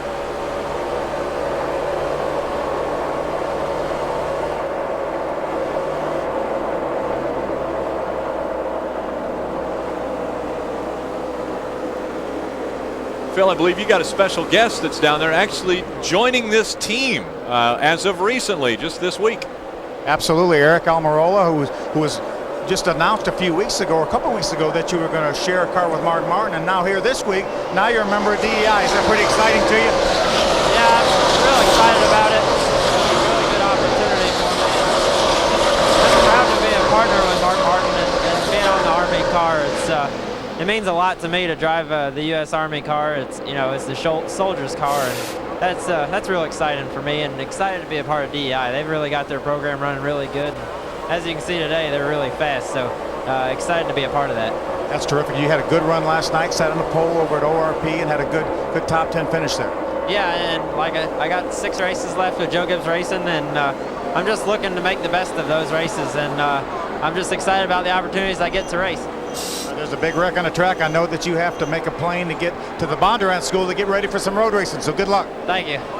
Eric Almirola, one of the newest members of DEI. Lip front still not quite down like it was before. Phil, big accident on the racetrack. But it seems to be carrying it down the straightaway a little bit. I don't know. We're okay right there. Not bad. It's loose unless you drive real deep in the corner and tighten it up. It was Jimmy Johnson that got into the wall very hard, Phil, but he's out of the car, but a lot of fire underneath the car. I like the other way it was driving better, but the track's changed so much now. I don't know whether going right back to that or going back to that and doing something else to free it up a little bit might be what we need to do. You know what I mean? It's hard to tell how where the tracks went to since we've changed.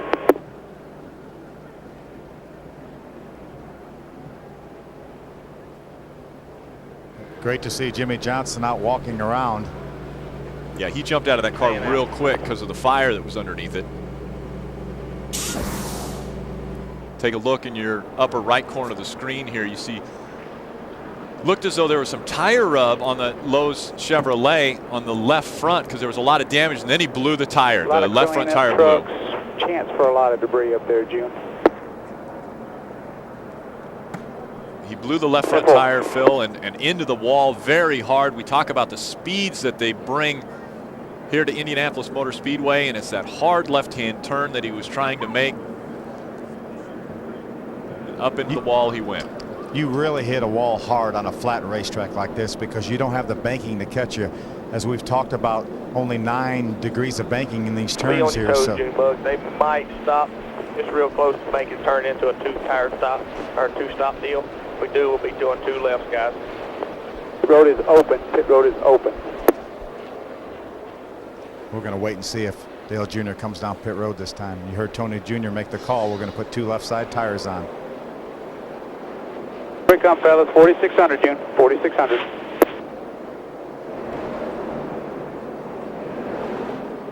On to pit road they go. 55 miles an hour, 4,600 on the RPM. 15 away. 2 lefts. Stay away from the wall a little bit here. 5 away. Right here, buddy. 93. Right there. Left side tires. Watch, Sean Ward's going to pull that balance out again. Go, go, go, go. Straight to the wall. 4,600, 4,600.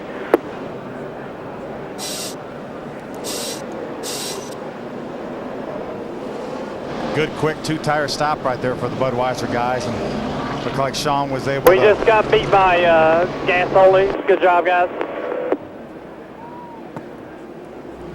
Here, Dale Jr. doing the play-by-play for you there, Rick. Well, he's doing a great job. As I had mentioned, he's doing a lot of television today. He talked about hoping that maybe there's going to be something at the end of the day for him doing that. Change there, Junebug. You know, for doing them lefts right there. There were 2 adjustments right there. That should be. 10-4. I'm just wondering how much the track's tightened up since we were running with this pressure, with these pressures. If we got, you know, this setup was working earlier, but it might be behind right now. Talking about trying to keep up with the racetrack as the racetrack would change Get into more tighter. speed here around this time than we were at the beginning.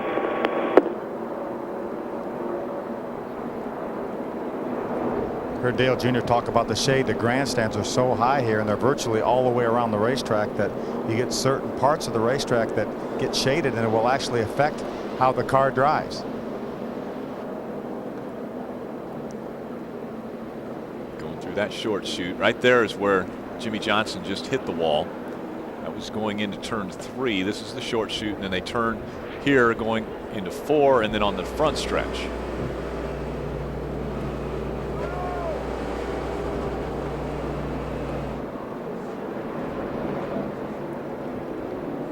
So as they come out onto the front stretch, you see quite a few cars in front of Kyle Busch and the number 5, who will be scored the leader of this race. And then it's Tony Stewart in 8th, Dale Earnhardt Jr. 9th, and Jeff Burton in the 10th position.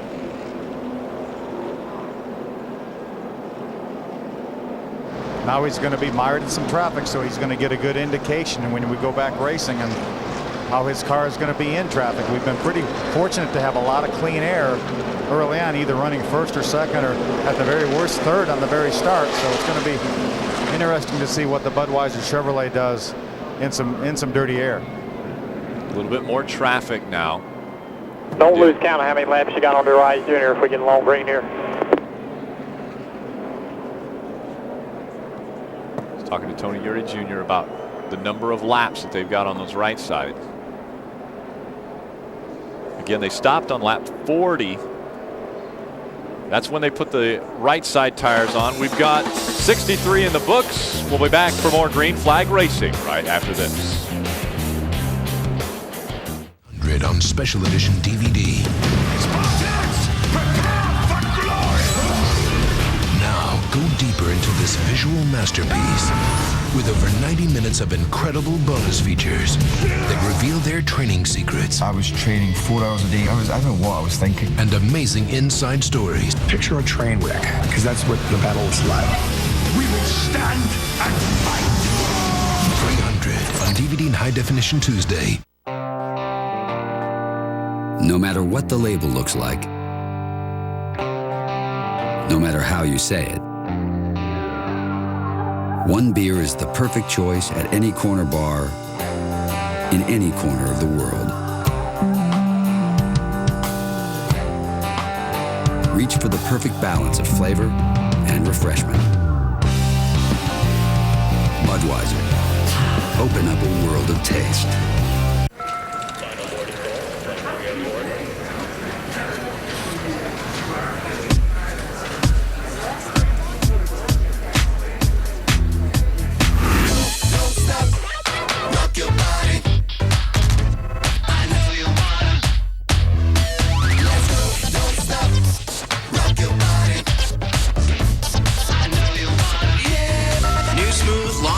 Extra Supermint. Long-lasting. Circuit City's the best place for exclusive giveaways with the hottest new movies. This Tuesday, get a free set of 4 collectible cards. Available only at Circuit City when you pick up 300 for just $13.99. Starting Tuesday, only at Circuit City. Newman! Newman! Wasn't me. Casey? Must have been the Phantom. Get him! Gillette Fusion Power Phantom. Turn it on and soothing micropulses help you reduce friction, so you barely feel the blades. You really feel the difference. The Phantom strikes back. Gillette Fusion Power Phantom. The only razor used by the Gillette Young Guns. Ode to the Subway Melt. Your appetite just wrote a check that only a sandwich of this magnitude can cash. The one and only Subway Melt. A massive, mucho, munchable, mouth-watering melt of a sandwich. Subway. Eat fresh. Little known fact. Once a year, New York is invaded by horses. Thousands of them. And they're as loud as... Once a year, NASCAR comes to New York to celebrate the season and crown our champion. And we bring about 8,000 horses with us.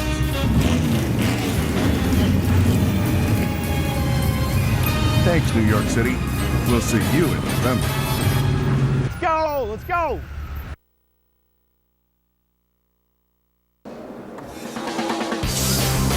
Welcome back to the Brickyard. It's the Allstate 400, and we're currently running in the 9th position. The cars that are out in front of us, we're hearing that it was some fuel-only stops for predominantly all of the 7 that stayed in front of us.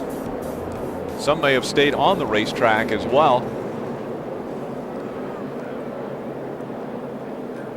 Again, we've got the luxury of the Ginn Properties and Resorts blimp giving us our aerial coverage. I want to say thank you to the Ginn Resorts light ship. Dale Jr., Rusty Wallace, ESPN, you got us? Let's listen in. Yeah. It looks like you had a car was not handling to your liking that time. You made some changes. You feel pretty good about those changes now? I ain't got to try them out yet. We kind of went in one direction. It wasn't working out, or we got a little too loose. We're trying to turn the car a little bit, but we got a little too loose there, and we made adjustment kind of part back toward where we were leading. But obviously, we run a few laps in the end. The track might have tightened up some. I'm a little worried about that, but we should be okay. We're in traffic. Going to be in dirty air. Try to do what we can to get around some of these guys and get some clean air. All right, dude, you're looking great out there, man. We'll talk to you later. Hey, Tony Jr., Andy up here in the booth. You got a copy? Andy.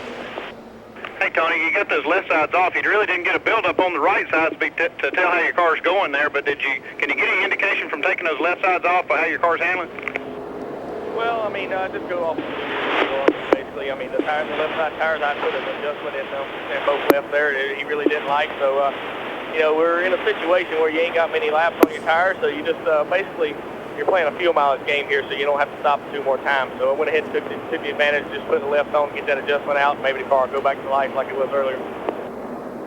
Okay, Tony, thanks for talking to us. Again today, Dale Earnhardt Jr. is the in-race reporter for ESPN as they kick off their broadcast season.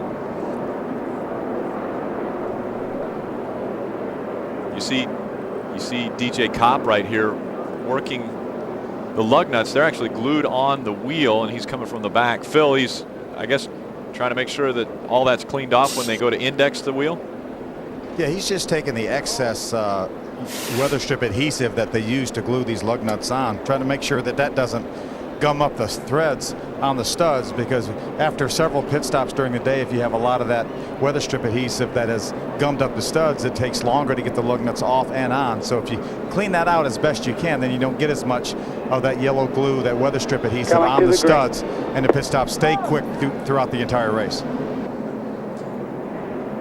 There's Steve Meal letting them know, coming to the green. That means one more time around before they'll get the green flag. The lights have gone off on the pace car. So they'll make another trip around this 2.5 mile racetrack until they come back to the green. Dale Earnhardt Jr. now scored in the 8th position. Cars coming on the bottom, Junior. One car went off the racetrack, probably went on to pit road. And so that moved us up 1 spot from one of the cars that was in front of us. Rick, as you can see, DJ now is coloring the outside of the lug nuts, make it a little bit easier to see. The crew guys are mandated to wear helmets and gloves and things like that now for safety, so they want to make sure that they visually can see all these lug nuts. And you're only talking about taking a second to a second and a half to knock all 5 lug nuts off, or to put all 5 lug nuts on. So they don't have a whole lot of time. And Sean Ward will do a great job of indexing that wheel and getting it on the studs for DJ Kopp to knock those lug nuts on. And they've got lines on the hub. When they pull the tire off and he puts the new one on, he's got pink lines that are also on the hub where the studs are on the wheel, and so those match up with where he puts the lugs. And really an amazing feat. I mean, I don't think we could say enough about how great this team does of going over the wall, changing 4 tires, putting in 2 cans of Sunoco fuel, and getting this car back off onto the racetrack, and they do it in 13 or 14 seconds, which is just phenomenal, I believe. Yeah, they have consistently averaged somewhere between 13 and 13.5 seconds throughout this entire season. We've been fortunate enough to work with the team on a few occasions, and up and down pit road, these guys are as good as they get on pit road. A lot of times they'll be watching the replays of their pit stops to make sure that they've taken the right steps, made the right moves, as we're about ready to go back to green here at Indianapolis. Green flag, green flag.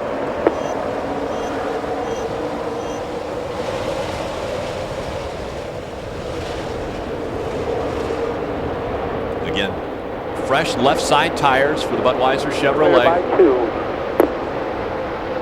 A little more traffic now. This is definitely a lot different than anything Junior has had to deal with today. He goes to the inside, trying to block that 31, but trying to get around the 20 of Tony Stewart. So they're 3 wide as they go into turn 3.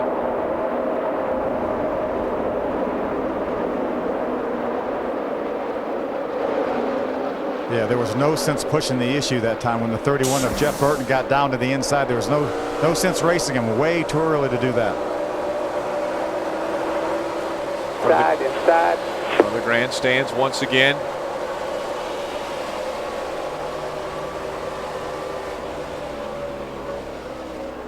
Still inside, Junior.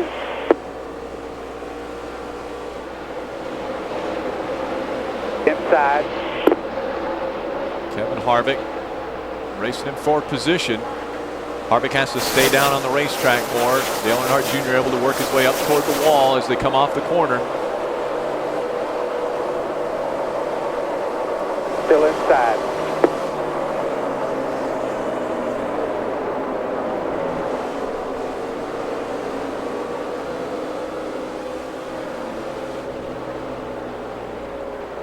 Clear all around.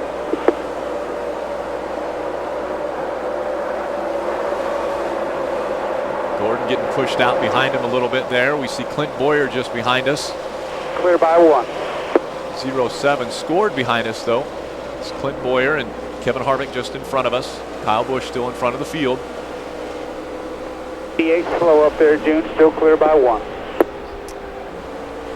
Remember, we only put 2 tires on that time, 2 left side tires. Some of these cars ahead of us and right behind us, actually the cars right behind us, and maybe the cars that had passed us could have possibly have taken 4 on their last pit stop.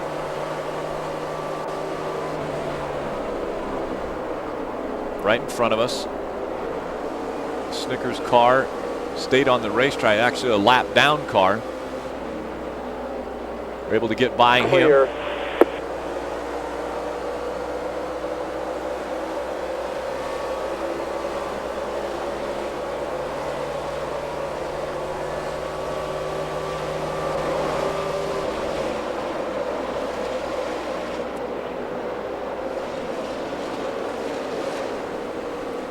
Looking to the inside. That's the 40 of David Stremme. You're clear. You're clear. Inside now. Inside. Denny Hamlin's working to the inside as well. There's 2.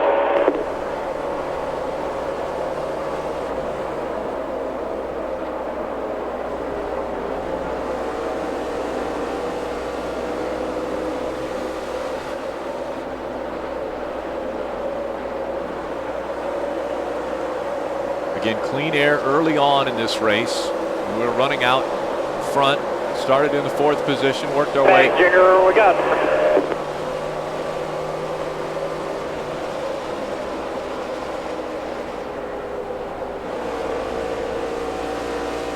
Looking to get by Denny Hamlin now as work to the inside in the short chute.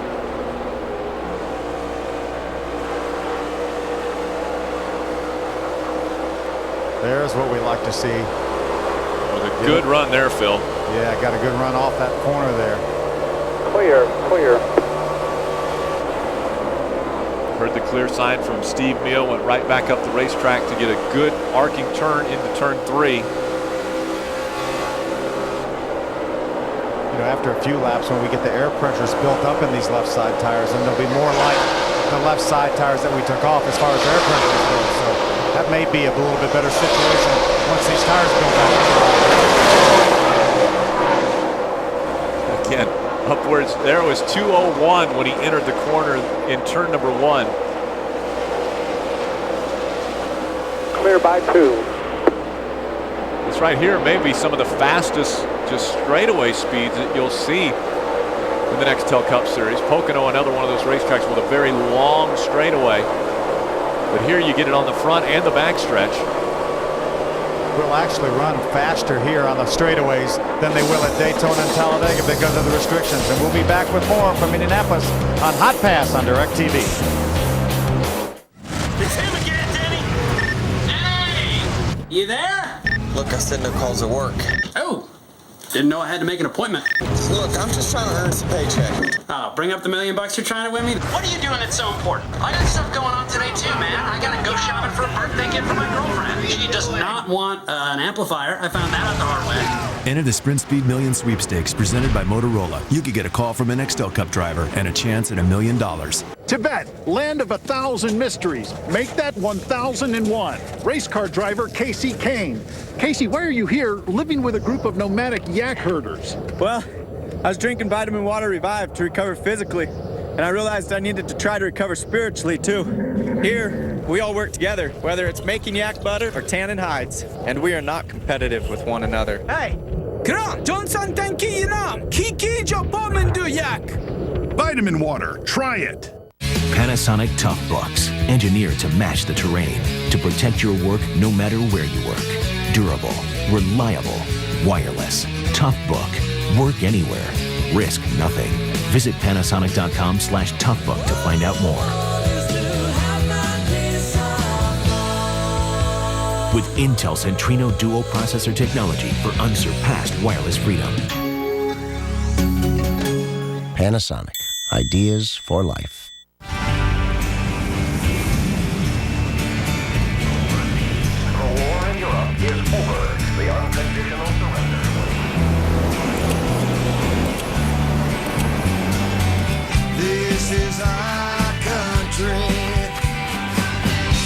After 89 years in the making, this is our truck.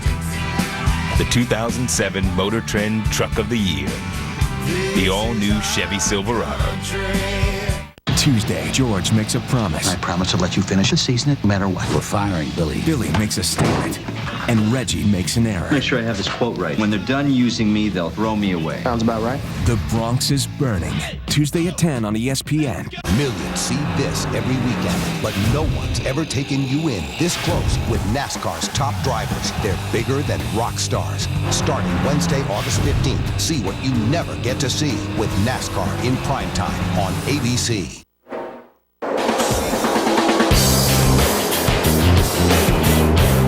Welcome back to Indianapolis Motor Speedway. The caution coming out for the 7th time as they are letting the drivers know there is debris on the racetrack on the front stretch, and so they have slowed down on this racing surface. Dale Earnhardt Jr. in our break mentioned he was having a hard time turning the car. Phil, a frustration situation now back in the field where he's trying to work a little bit through this traffic, and yet maybe the car not handling as well as he'd like. Go down there and tell Danny Spotter a chance. I got you. Make sure you tell him. I'm parking him. Be ready. Sure thing. There you have it.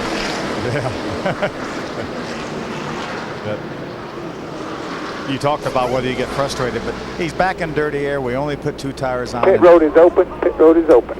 It was a good test to see how 2 tires did. I don't think it's a situation where we would probably look at doing 2 left side tires again, but it wasn't a bad call this right here, this early in the race. Appreciate it. You heard Tony Jr. talking about staying out here. And then he said, I appreciate it. I think that was tongue-in-cheek. Could have been. Currently running in the 11th position, though, Phil. Yeah, he's not bad. If everybody stays out here, we don't want to get too far out of sync. You know, again, we're 11th, as you mentioned, not that far from the front. Even if we lose a little bit of track position, but we maintain a pretty decent run, then you're pitting with the cars that are running up front. More than likely, most people are going to change 4 tires, and we'll get right back in sync as good as our pit crew is. Yeah, again, the changes in the racetrack. We talked about the temperature. This, you had mentioned earlier, a very temperature-sensitive racing surface. It really is. I'm not sure that. Message delivered. I'm not. You heard Steve Meal delivered the message to Curtis Markham, Denny Hamlin, spotter. But yeah, this is probably one of the most temperature-sensitive racetracks, and you just lose grip.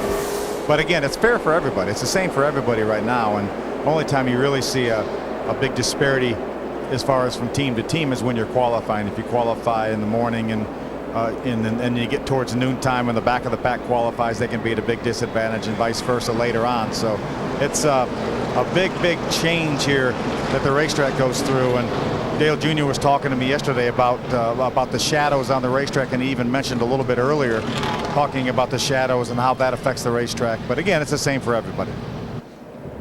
See Tony Uri Jr. up on top of the pit box. They stayed out this time. A few drivers that were in front of him, 2 actually, came onto pit road. Kyle Busch being one of them in that number 5, and so he relinquishes the lead to the 20 of Tony Stewart. Something taking place down on pit road a little bit further, and that caught the attention of Tony Uri Jr. Greg Wakeland also up there talking about that. It looks like a rear bumper off that number 2 Miller Dodge laying on the racetrack. I see all the right side tire changes have made it through the field. And I'm back here with my left. Okay. Yeah, 10-4. We'll try to flick the shoe up. Yeah, I don't know if it's it's still tight. It's like we lost all cutting in the middle. I don't know if that's just because we got left. I don't know. Hard to tell.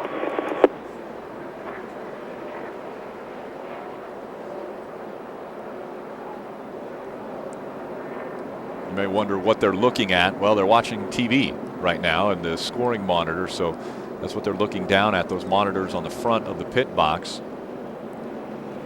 They're watching NASCAR Hotpass on DirecTV, so they can get a view all the way around this racetrack of what that number 8 Budweiser Chevrolet is doing and how it's handling. Not only do they get the feedback, obviously, from Dale Earnhardt Jr., but they have the advantage of watching this race car all the way around the racetrack. Now scored in the 8th position. Tony Stewart out in front. He's been very strong today. Juan Pablo Montoya is in second. Matt Kenseth, Jeff Burton, Kevin Harvick. They are your top 5. Got a glimpse a minute ago. All the crew guys huddled around the computer. They're looking at the computer, and there's also one screen that has the Hotpass that they're also watching too. So what they watch on the computer are the lap times, each and every lap. They can obviously tell the running order, but they can see what each and every car on the racetrack runs for speed on the most recent lap, and that's what a lot of times is critical to determining how close you are to your competition. Lucky Dog's about 15 cars back in the outside lane, Jim.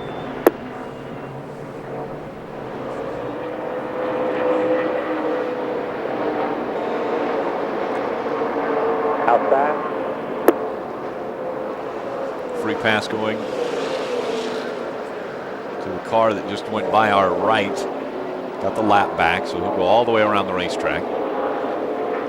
Catch up to the back. Was that 88 Snickers car of Ricky Rudd? I believe it was. It went by in such a flash I didn't see, but it is the 88 that is scored in 32nd right now, and he's the highest lap down car, so I'm guessing it is that 88.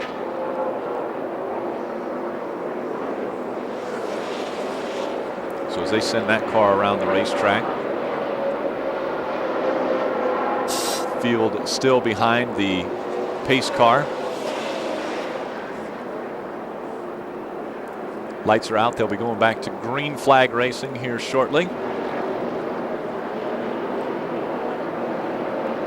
Last time we were on pit road, lap 62, took just 2 left side tires. Every time they've been on pit road, there's been a caution. There was 2 mandatory cautions. They were competition cautions at the beginning of the race. The first one was at lap 15, the second one lap 40. And the last time we were on pit road was lap 62. We've completed 78 laps. We're on lap 79 right now of the scheduled 160 laps. So just coming up on the halfway point, we've had 7 cautions. Pace car's off. And we're about to go back to green flag racing.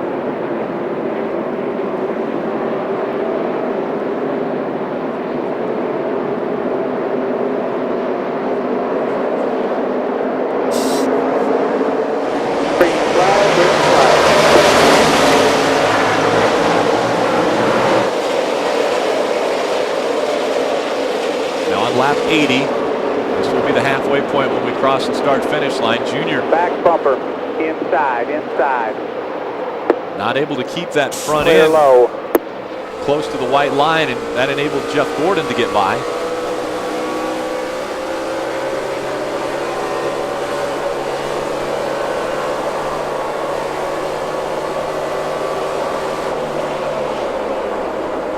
We have the 99 of Carl Edwards right now on our rear bumper. Looked like Junior made a pretty good exit there off of that corner. Carl Edwards is contending with Reed Sorensen, our pole sitter. Edwards way down below the white line. And Reed Sorensen, both of those 2 drivers running very low on the racetrack through the corners. Now we've separated ourselves from Carl Edwards, and Jeff Gordon has pulled ahead about the same distance in front of us.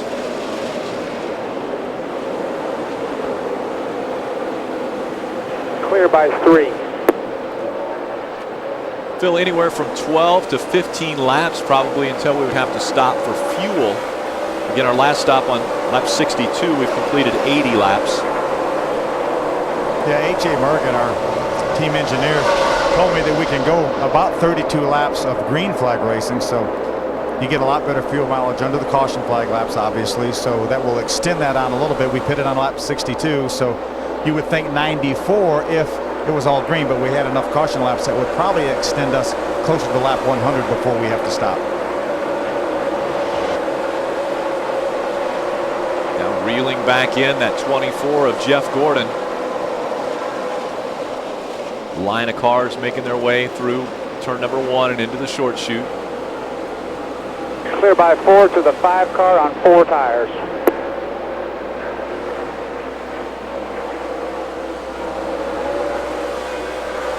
Heard Steve Meal let him know that Kyle Busch changed 4 tires on that last stop. So maybe a little better handling car for Kyle Busch than Dale Earnhardt Jr. right now. You know, that time Phil Jr. didn't even make it down to the white line when he went through the corner. Inside. Now he lets Kyle Busch by on the inside. Yeah, Rick, that may have been a situation, knowing that Kyle Busch had 4 tires. He did not want Kyle Busch to catch him at the wrong time, so he may have just elected to pull over and let Kyle go by. As he does that, Kyle Busch goes by the other target car on the racetrack, David Stremme in the 40, and we reel in that 40. That is for position. We're currently running in the 10th spot. David Stremme just in front of us in 9th. Now Stremme got a little loose last time through turn number 1, and he also not able to stay down on the white line. We see Junior making the pass on the inside. That is for the 9th position. Clear. 9th goes back to Dale Earnhardt Jr. Now he real tight. Sets his sights on the number 5 of Kyle Busch. Earlier replay of the caution up on the upper right-hand corner. We have had 7 cautions. The record here at Indianapolis is 13. We've just passed the halfway point with 77 laps to go in this race.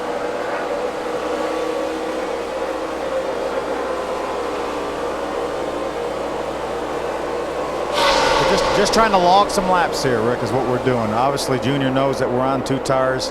Just trying to log some laps till the next pit stop, and just want to be in position towards the end of the race. As Tony Jr. told us, we want to be in position for that last stop. Clear by 3.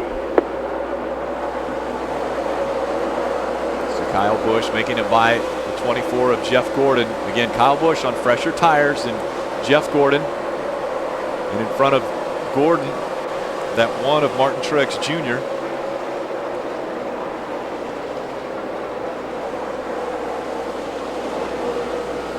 Clear by 4.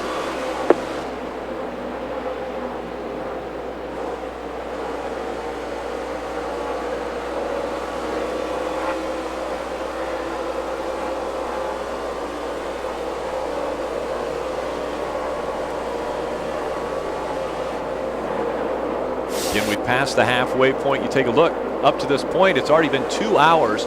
Only 44 minutes of those 2 hours have been spent racing under green flag conditions. 1 hour and 16 minutes have been spent under caution, and we heard Dale Earnhardt Jr. make that comment earlier. It seems like we've been under caution the whole race. Well, we sure have. The average speed is way down low here compared to how fast these cars get around this racetrack. In qualifying, they were upwards of over 180 miles an hour. We're still under green here at Indianapolis. Brendan is not the boss of dinner. He's more like the emperor. Yeah, the emperor is getting a brand new HP Pavilion notebook. Here it is. What the? Get an HP Pavilion DV 6500T Special Edition out of your parents. Just $999.99. Other notebooks start at $449.99. The computer is personal again. Now, Life Alert can also protect you in a fire emergency. Whether it's fire danger, a serious fall, or other type of emergency, Life Alert is there for you. Thanks to Life Alert, you can live alone without ever being alone. And that's why I wear one. All senior citizens should have Life Alert. Please call 1-800-544-1000 for free information about Life Alert, or visit us on the web at the address on your screen.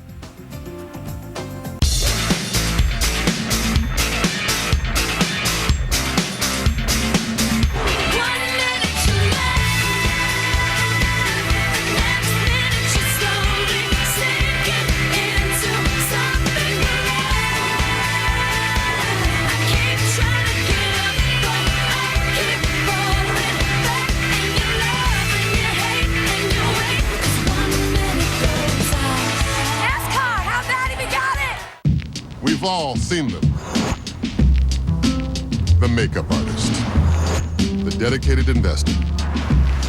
Mr. Change Your Pants while driving. Multitasking doubles your risk of an accident. Do it a little less, and now Allstate will give you a bonus. Cash off your renewal bill for every 6 months you don't have an accident. Part of Your Choice Auto, only from Allstate. It's time to make the world a better place to drive. That's Allstate, Stan. Are you in good hands? Our Quarter Pounder with cheese is made from 100% pure USDA beef. That means there's 0% anything else. That's what we're made of.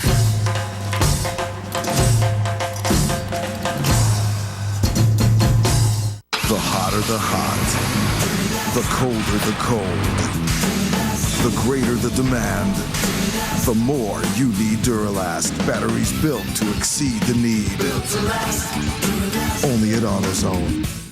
Why live with athlete's foot? The itching, the burning. Lotrimin Ultra treats most athlete's foot in just 1 week's use. And Lotrimin Ultra is so ultra powerful, nothing cures faster. Lotrimin Ultra, the 1 week killer cure. Switch to Valvoline's Max Life, and there's no telling how long your car will keep going. Max Life not only protects against friction, but also leaks, deposits, and sludge, the 4 major causes of high-mileage engine breakdown. Drive it forever.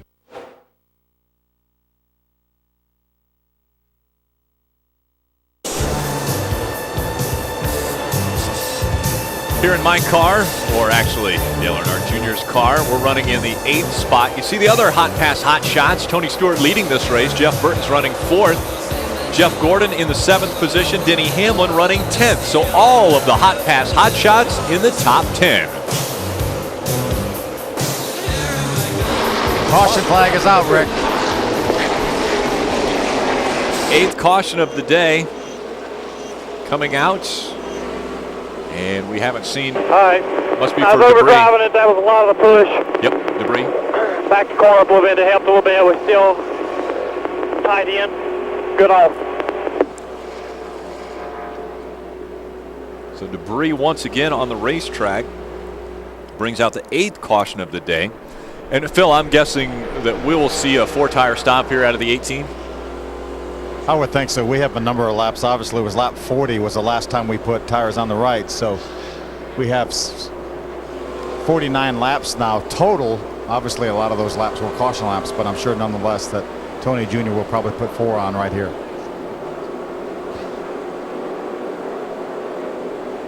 And the caution laps continue. Now and then maybe to 2 later. Right?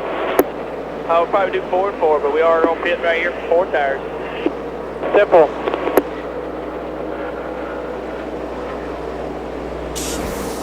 Going by the front stretch right now, actually right past their pit stall. They just went by. Their pit stall just in front of the start-finish line. Actually right behind it, the start-finish line. There are a couple stalls from that. Take a look from their vantage point. This is their stall. And you just heard pit road is open now. So the next time by, you'll see Dale Earnhardt Jr. bring that Budweiser Chevrolet onto pit road. Again, pit road speed 55 miles an hour, 4,600 on the tachometer. They're interviewing in the upper right-hand corner Juan Pablo Montoya, who is currently in the 2nd position. That was earlier when they interviewed him. He's running 2nd in this race. I assume that was probably earlier. Yep. Since he's running 2nd, and he was standing up. I thought I saw. Yes, won the 2000 Indianapolis 500. He was such a thrilling part of the Infineon Nextel Cup race this year on Hotpass that Juan Pablo was able to get his first Nextel Cup win. Got his first Busch win earlier in the season, also on a road course in Mexico City. You know, we knew he would run well on the road courses, Rick, because he's one of the greatest road racers in all the world. But I've been very impressed with the job that he's done on the oval tracks. Even though he's raced here and he's won the Indianapolis 500, a stock car is so different than an Indy car, and he's doing an incredible job here today. 4,600. The whole field's coming at you, Phil. 24 peeled off about 6 pits before your pit, Junior.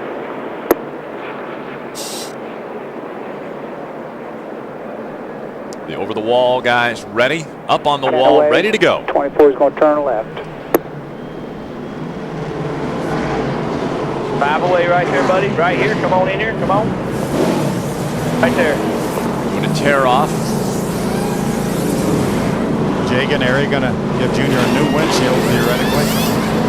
Put about a half a dozen layers of film on those windshields. Sean's going to pull on the left front balance again. Go straight, clear to the wall, clear to the wall. All the way to the fence, 4,600. Came out behind the 24 of Jeff Gordon. That's where we were when we came onto pit road. Did they give us an extra man there, Phil? Is that why Jay went over the wall? Yes, they gave us an extra man to service the driver, and servicing the driver consists of either doing something to the windshield, whether you tear it off or clean it, and giving the driver a drink of water. And that's all he's able to do, and Jay Ganeri does that for Dale Jr. 13.65 on that pit stop, Rick. 4 tire change, 2 cans of Sunoco gas, and they do it under 14 seconds.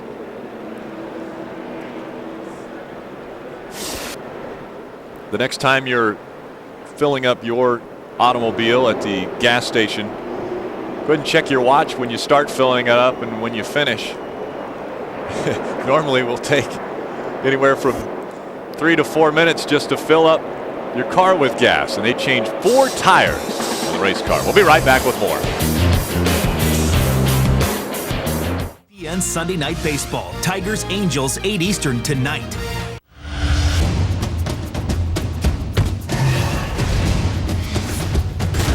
You killed my partner. Get ready for a war. On August 24th, Jet Li and Jason Statham are at war. You and I are gonna finish this. Rated R. In theaters August 24th. Truck guys will tell you, taking off from a dead stop with 10,000 pounds ain't no picnic. So this half-ton's got massive torque, 6-speed tranny with tow haul mode, and 4 oversized disc brakes. Because stopping 10,000 pounds ain't no picnic either. Available on the all-new full-size Tundra, the truck that's changing it all. You know, FedEx really helped us with our overnight shipping, even heavy stuff. Now I've added FedEx Ground for everyday shipping. FedEx is saving us a ton of time. So why aren't we getting more done? Maybe we should get rid of the half pipe.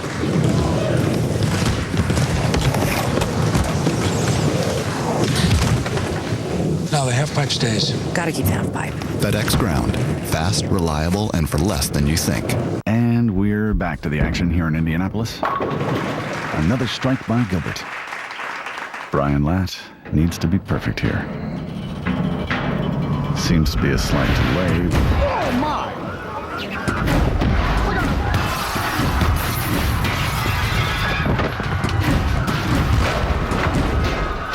Not the official tools of bowling. The official tools of NASCAR. Craftsman at Sears. Introducing Accelerate with Protein.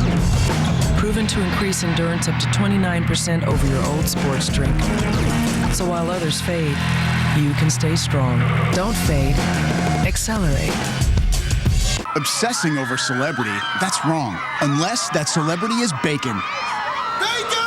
Introducing the Baconator from Wendy's. 6 strips of bacon piled high atop 2 fresh, never frozen beef patties. Obsess a little. That's right!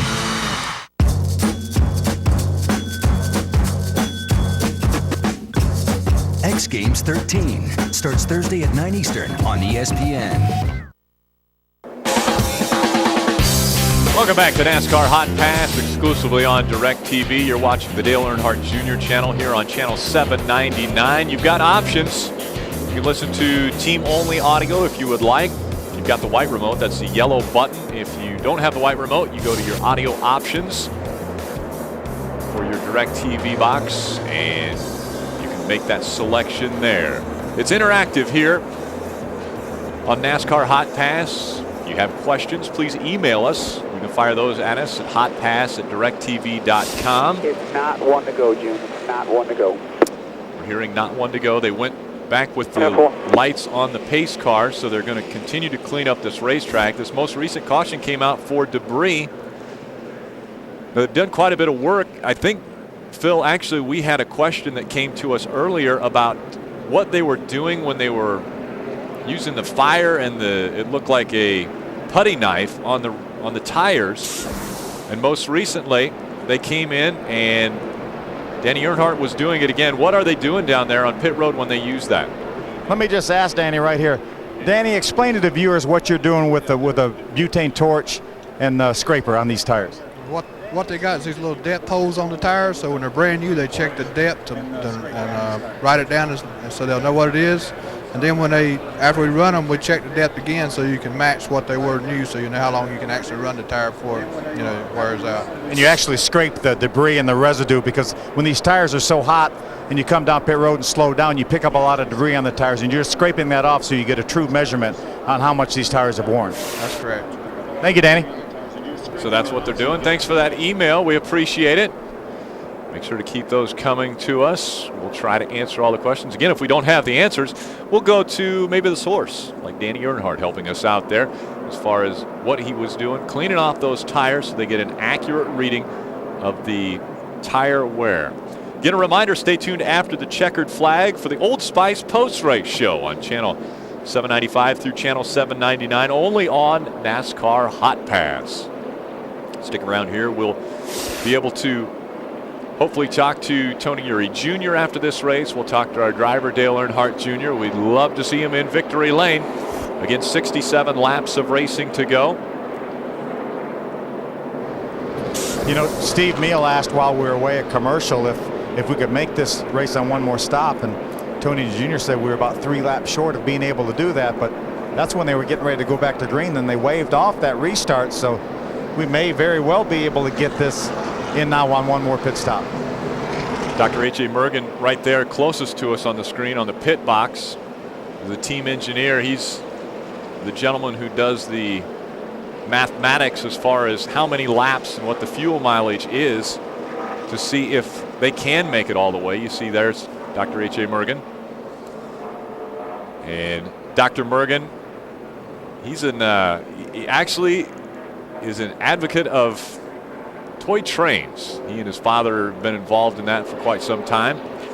So not only is he an engineer for this team, but I think he likes to kind of play engineer with the toy trains at home.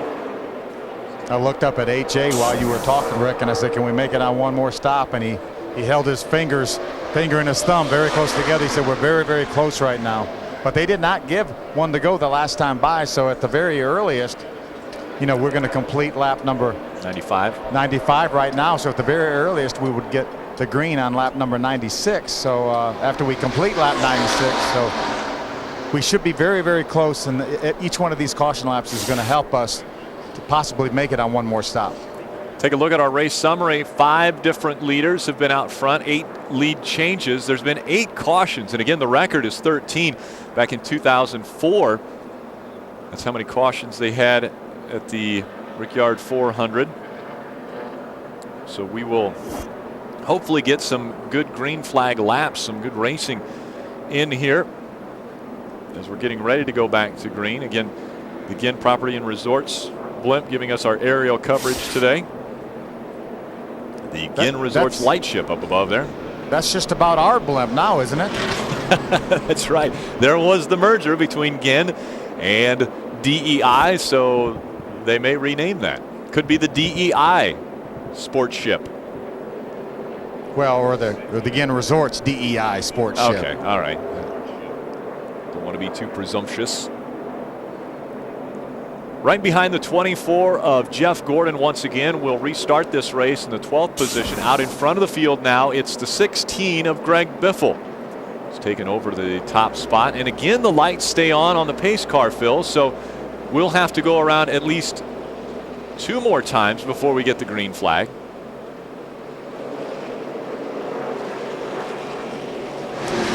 Are they blowing the racetrack off?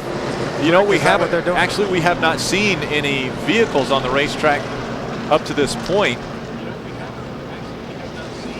We'll just follow Dale Jr. around here from his onboard, we'll see all the way around the racetrack and see if we can see any jet dryers or blowers on the racetrack to see if they may be doing that. Sometimes when there's a scoring malfunction, they will delay a restart, but I have not heard of that at this point. Yeah, still waiting though to find out what's taking place on the racetrack as far as getting them back out there.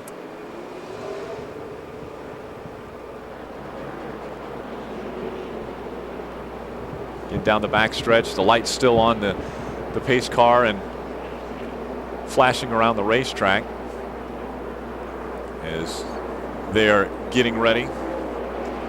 Hey, let's talk to Junior. Junior, you guys have been under caution a lot today. Is that is that getting frustrating that you're not able to race with these guys? No, it's a whole lot easier to drive them under caution. Well, okay, I deserve that one. You got 4 fresh tires on there. Does that give you a little more confidence when you get ready for the restart? Yeah, I hope so. I want to get up in there and mix it up a little bit. And I like it when my car's turning. I can catch people and race them. And we weren't able to do that on the last run, but we got to where we evened off a little bit. I don't know. We'll see what the car is capable of doing. It's tough the farther back in traffic we get. It's real tough to pass. And you hate when you make a mistake, guys get on the inside of you. You hate to give a spot up, so I've been racing people down in the corner. Ain't making no friends out here, but I ain't here to make any friends.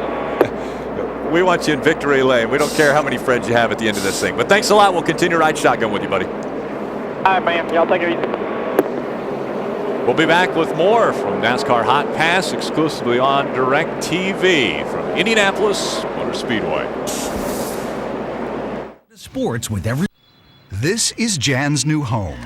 And this is Jan after finding out that DirecTV will be paying her mortgage for a whole year. Why is Jan so lucky? Because she called this number before she moved and was automatically entered into the DirecTV Home Free Sweepstakes. Now she's living mortgage-free for a whole year.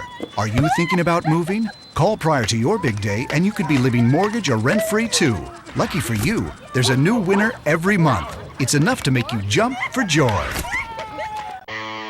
Bring your baseball team home all season long with MLB Extra Innings on DirecTV. Whether you're a Chicago fan living in the East or a New York fan living out West, catch your favorite team no matter where you live with up to 60 out-of-market games a week. Non-stop baseball action you don't want to miss. And new on-screen scores and stats. Make every game a home game with MLB Extra Innings on DirecTV. Call 1-800-GET-SPORTS. Brought to you by EA Sports NASCAR 2008. In stores now. The new F-Series Super Duty features an all-new 6.4-liter Power Stroke diesel with dual turbos. One to get things moving off the line, and another to keep things moving at higher speeds. Together, they let you tow more than any other pickup, up to 24,500 pounds.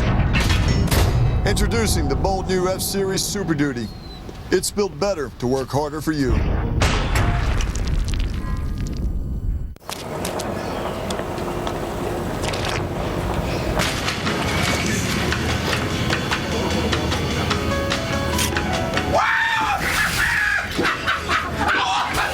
New Subway Scrabble, a 1 in 2 chance to win instantly. Play new Subway Scrabble to instantly win food, or collect letters and play online for a chance to win thousands of prizes, including 10 $100,000 jackpots. Play often, win often. Subway, eat fresh.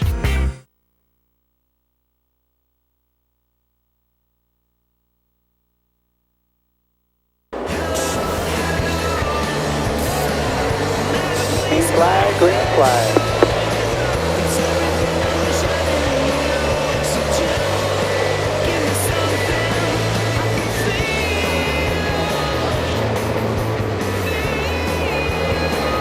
Back bumper, still plenty clear.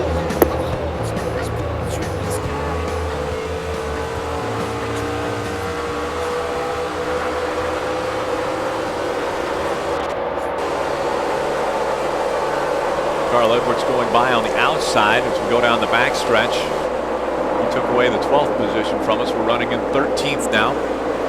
4 fresh tires on the Budweiser Chevrolet. Get the air pressures built up.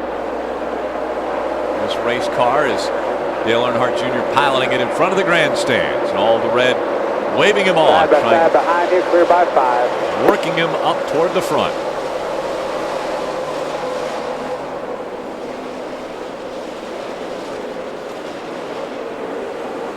A little loose there for Carl Edwards. Will take that spot right back once again. Clear.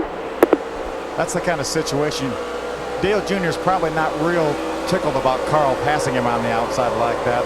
Right after a restart, everyone just staying in line. Dale Jr. trying to feel things out, and then you got Carl to jump by on the outside. He's certainly nothing you can blame Carl on, because it's his job to pass people, but it's one of those things that makes you a little frustrated as a driver. Now he's got Dave Blaney in front of him. Clear by 4. Phil, didn't you race Dave Blaney a little earlier this week? I did at Kenny Schrader's dirt track at Peebly, Missouri. We had an M&M's Night of Champions. Kenny brought me out of retirement to run a little dirt, which I never really hardly did ever in my career, just maybe a handful of times. And Dave Blaney actually won that race, and Kenny Schrader finished second. We had a good time. Unfortunately, the car I was driving broke, and we didn't get to finish, but I want to thank all the guys that let me participate in that at Peebly, Missouri. We'll see if Dale Earnhardt Jr. can get by Dave Blaney now as he peeks to the inside. I'll guarantee you, he gave him the room. If Dave Blaney got as sideways as he was driving that car the other night on dirt, I'll guarantee you Dale Jr. was going to get by him. Well, he didn't get too sideways, but he is backing up right now, and Dale Earnhardt Jr. is moving forward. Now, we're coming up to the back bumper of Denny Hamlin. We heard some not so favorable words the last time we were around that 11. We'll see how it works this time when we close in on the back bumper of the 11 of Denny Hamlin. Junior looking very strong.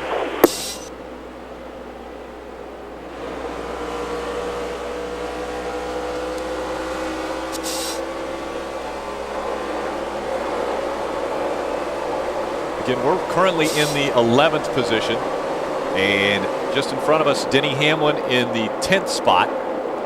We'll see for how long, though, as Junior has got right on the back bumper. Is he going to look to the inside through the short chute? Not yet. Roll through the corner onto the front stretch. Yep, he's got a good run on him. He looks to the inside. Across the start-finish line, he's going to take 10th away from Denny Hamlin. Clear, clear. That's what you really like as a driver, what Dale Earnhardt Jr. has right now. He essentially has passed each one of these cars right as he got to them. He's not having to waste any time trying to get by anybody, and that's what you really like is your car that much better than the cars in front of you, and when you get them, you pass them. A little bit of tire smoke on the left front there as Junior got into the brakes going into turn 3. Clear by 4. Pressure's coming up though in the tires, and now just in front of him. Tight in to the center, through the center. Here in tight, just in front of him is Jeff Burton. Another one of the drivers on Hotpass today, Jeff Burton, on channel 795 today. You know, Rick, just in the last few moments, the sun went behind a little patch of cloud, and I wonder if Dale Jr. was feeling that quick. I mean, really, we're only talking maybe a couple laps, and I wonder if the track being in shade like this has already been affected by the cooler temperatures, and that's why he's a little bit tight in and through the center. And I heard that from so many people this weekend, how temperature sensitive this racetrack is. Kevin Harvick now actually in front of this field.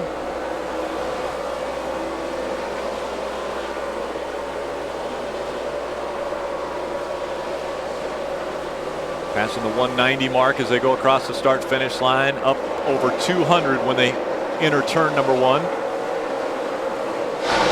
You know, Kevin Harvick is a former winner here at Indianapolis. He won this race a couple years ago. Kevin Harvick's won here. Tony Stewart has won here. Ricky Rudd, Jimmy Johnson, Bill Elliott, Bobby Labonte. Jeff Gordon's won this race 4 times. You know, that's what Dale Jr. was talking about, Rick. You don't really see a dark horse here. You don't see somebody stumble into this race. It's the guys that run well and win a lot of races are the ones that have been able to win here at Indianapolis.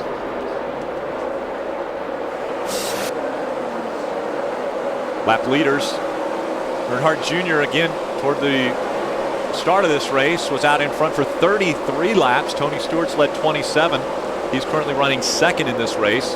Reed Sorensen 16, Kyle Busch 15, Greg Biffle's led 11, and now you've got to add to that a lap leader, and that would be Kevin Harvick now leading laps around this 2.5 mile race course.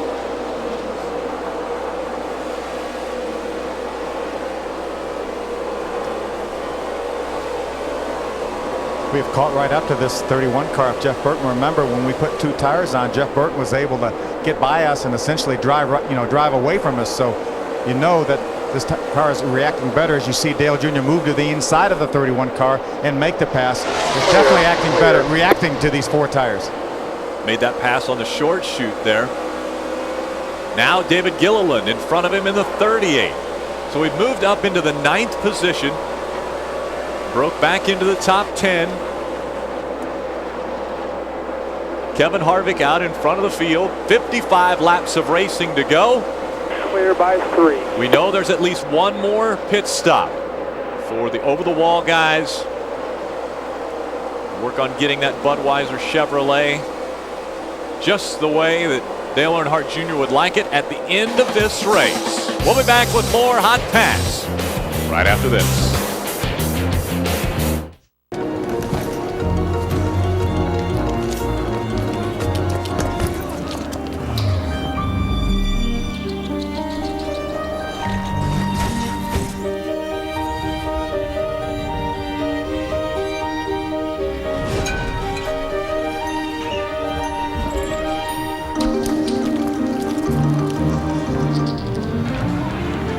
Turn your cap into something. MyCokeRewards.com. I ain't got no money. I ain't got no car to take you on a date. Talk to me, girl.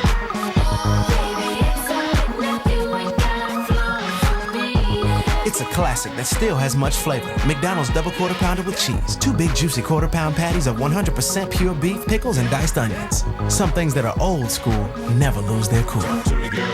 Ba-da-ba-ba-ba. This fall, experience something new on the Weather Channel.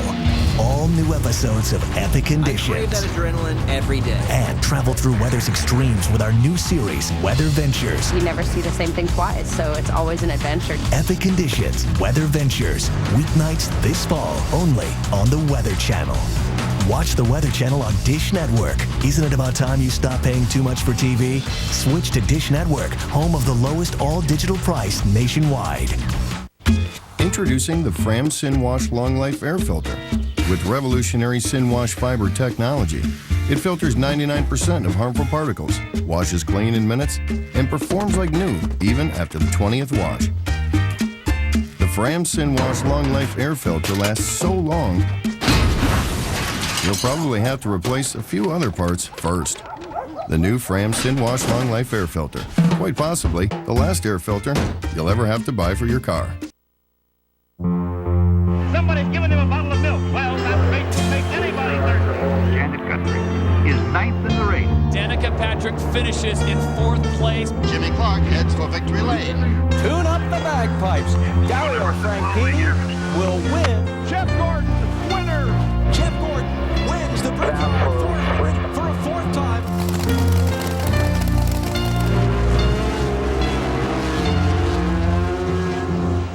Mike Allstate's fantasy owners loved him.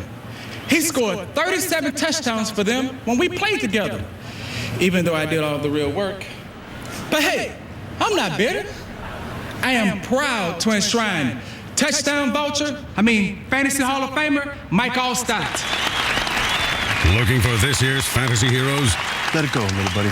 Let it go. Get the best expert advice and analysis at ESPN. Sign up and play for free today at ESPN.com.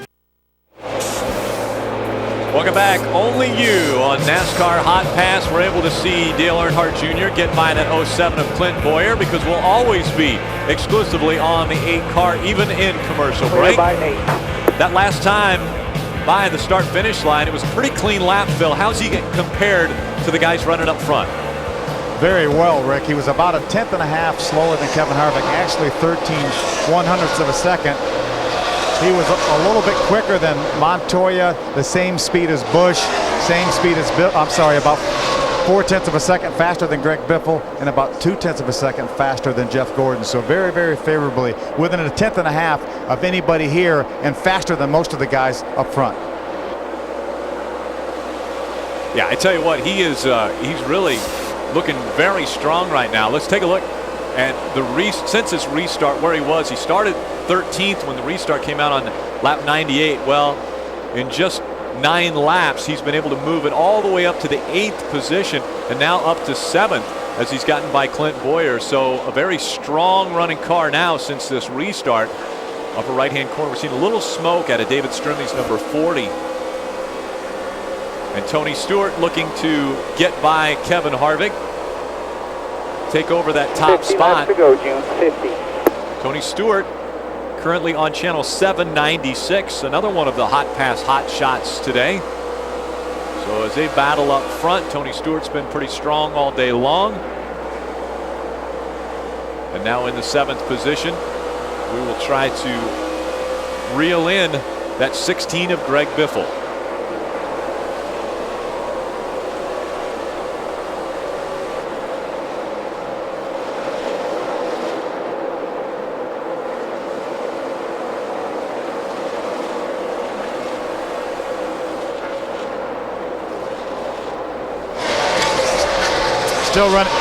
Still running very good too, Rick.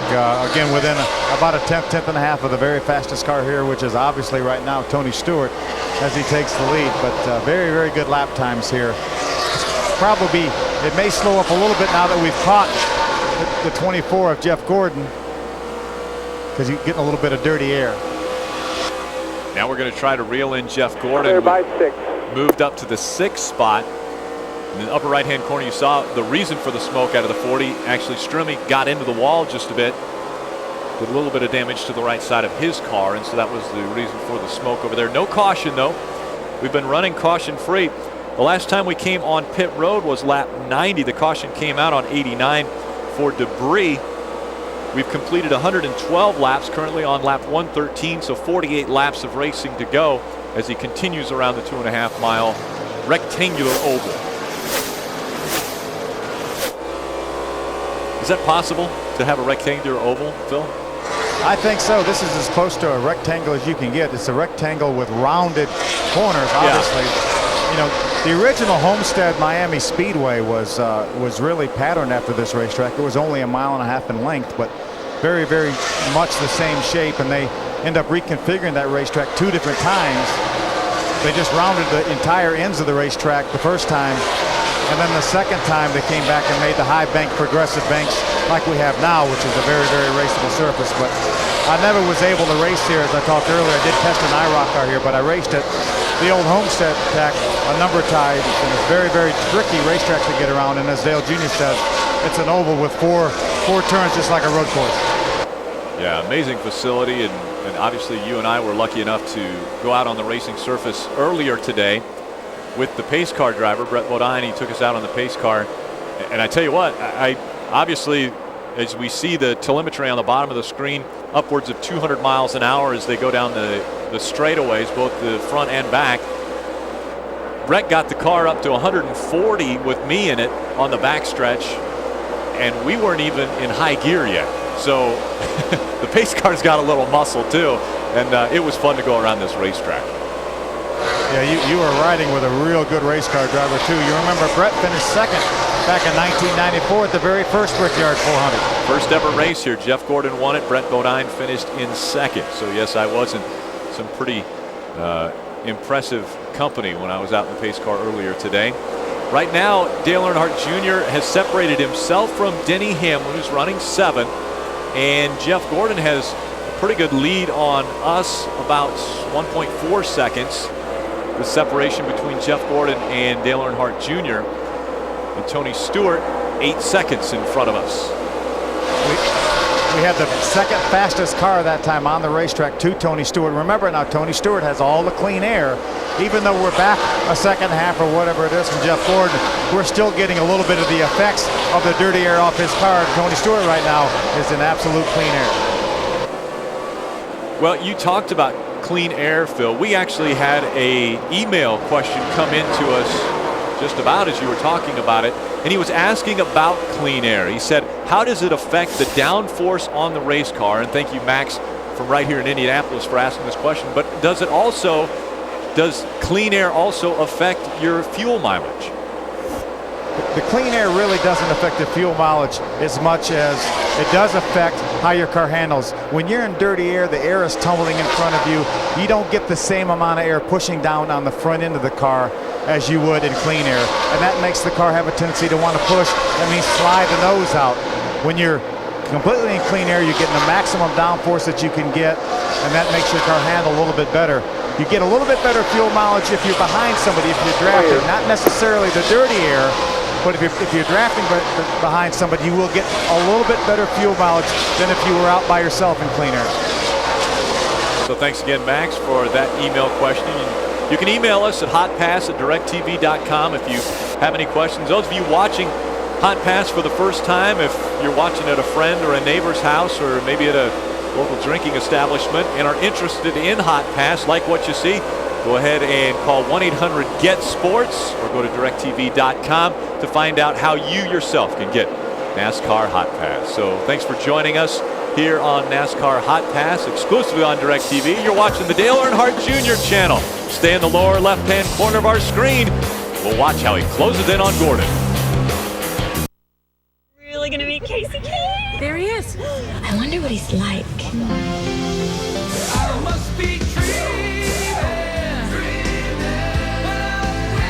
I'm always dreaming of you.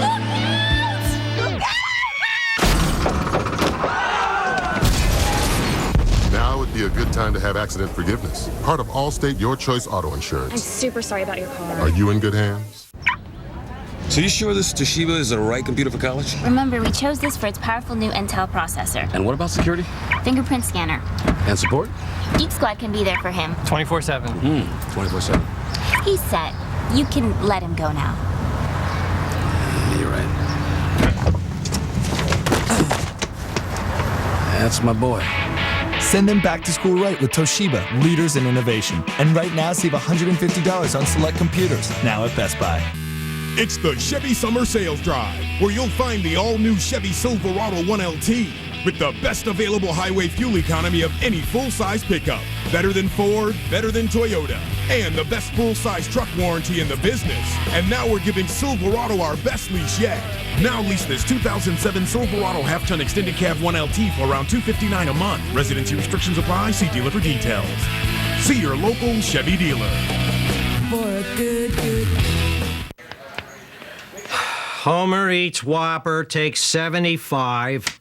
Action! Ow! Ow! Double meat, double cheese, double bacon.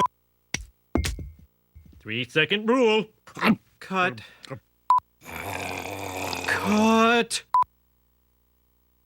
What? I get sweaty when I eat.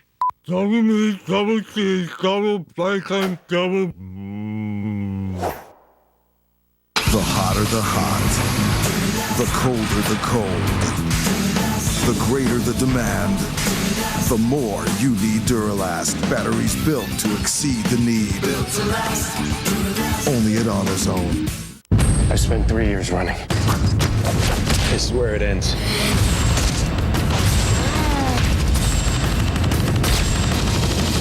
I'm no longer Jason Bourne.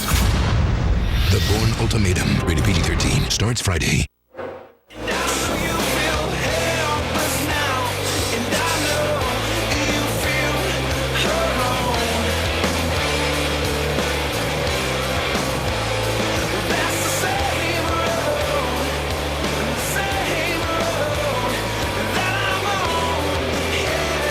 just crossing the yard of bricks once again. 44 laps of racing remain here at the Brickyard, Indianapolis Motor Speedway. Dale Earnhardt Jr. holding on to the 6th spot. Just in front of him, Jeff Gordon. Actually about a second and a half in front of him is Jeff Gordon.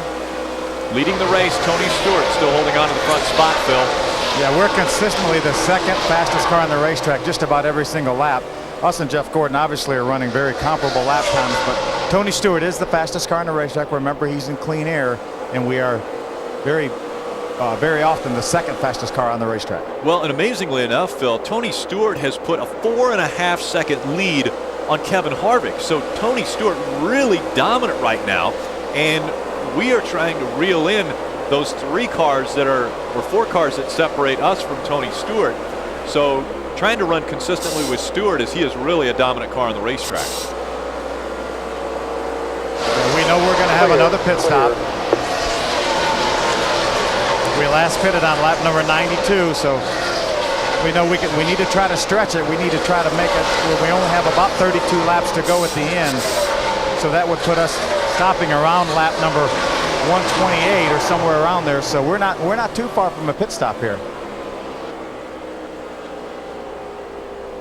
Again, we've completed 121 laps. Over the wall guys are putting their helmets on, so they're getting ready, getting prepped. See the field coming down the front stretch. You know, Rick, if this thing goes green and we make a green flag pit stop, and it's probably the last one that we're going to make, gosh, I really see us putting 4 tires on, because it will take just as long to put the fuel in as it would to change the tires. Right. So we'll have to wait on the fuel anyway. So I can see us changing 4 tires here if we go to a green flag pit stop here in a few laps.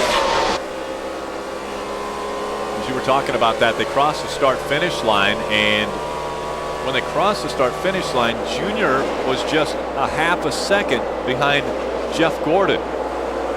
Then Gordon got back out in front of him just a bit. So the gap has been closed between Dale Earnhardt Jr. and Jeff Gordon. Just in front of Jeff Gordon is that 42 of Juan Pablo Montoya.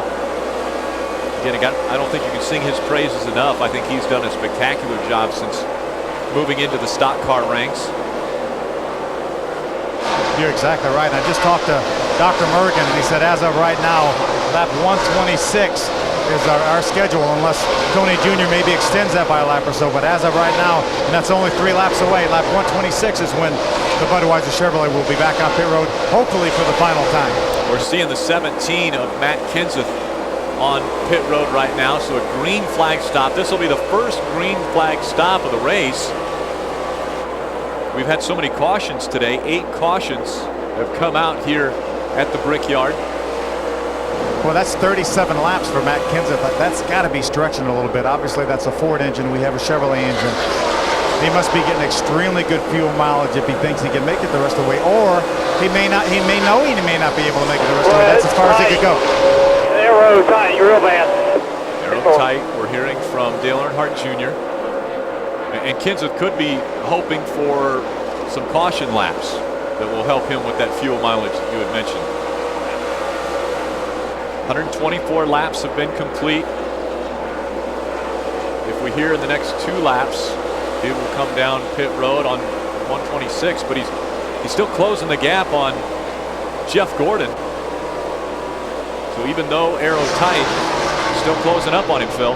You know, I noticed the 16 of Greg Biffle. You can see it on pit road right now on the network broadcast is on pit road. So maybe the Roush cars, the Roush Fenway cars, aren't get as good a fuel mileage as we are. So they may all have to be stopping right now so we don't so they don't run out of fuel.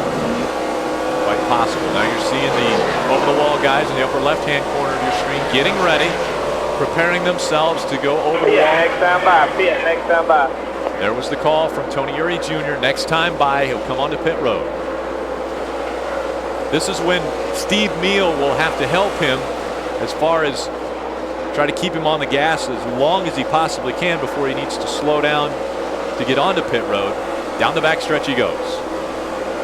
4.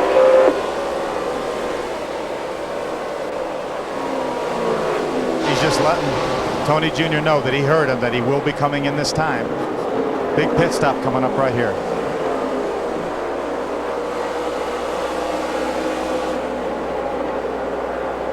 This is coming through turn 4. 4,600. 4,600. Final pit stop of the day for the Budweiser Chevrolet team. Here he comes onto pit road. 10 away.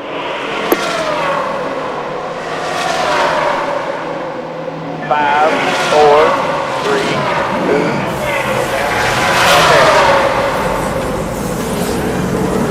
DJ Ganeri pull another tear off the windshield.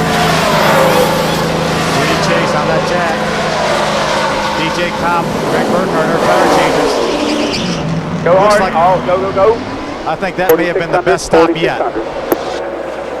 That was impressive, Phil. Wow, what a job by this over-the-wall team. 13.00 on that pit stop, the best one of the day. Walt Smith is their pit crew coordinator. He showed you the stopwatch.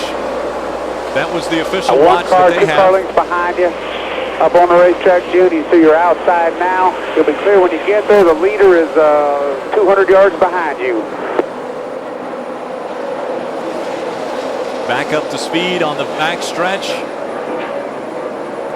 Now, as pit stops start to cycle through, the 5 of Kyle Busch out in front of this field.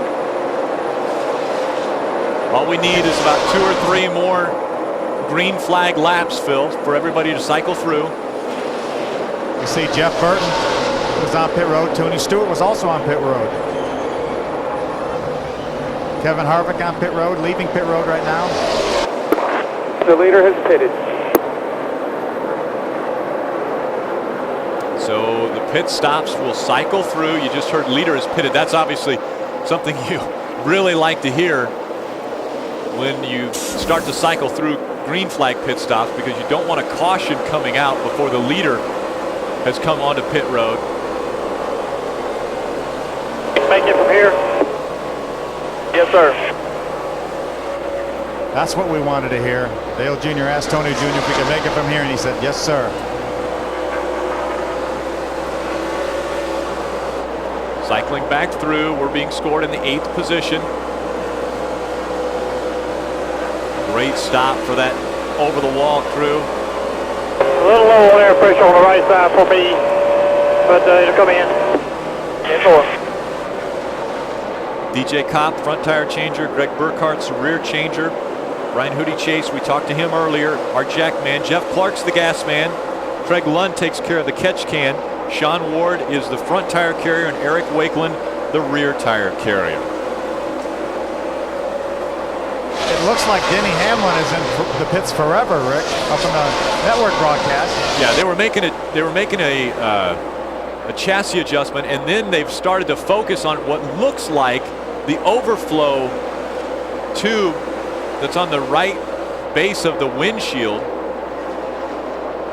There's 2 workers going to work on that right now, and very frustrated it looks like for that team as he still continues to sit on pit road.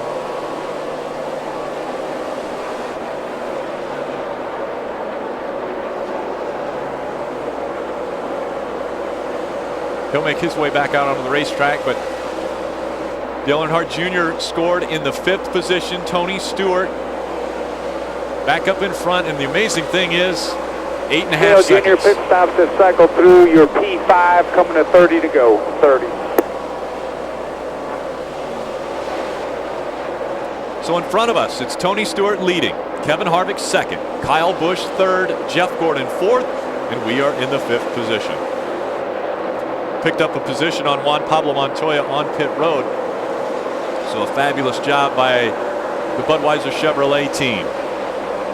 And also our driver. Our driver's got to get to pit road and get off pit road quickly.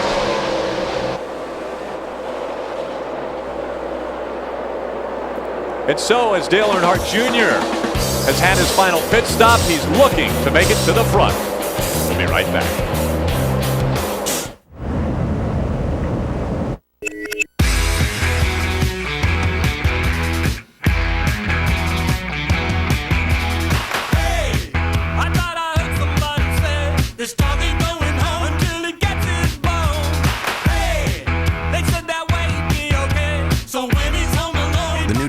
IPS M1330, the world's thinnest 13.3-inch notebook.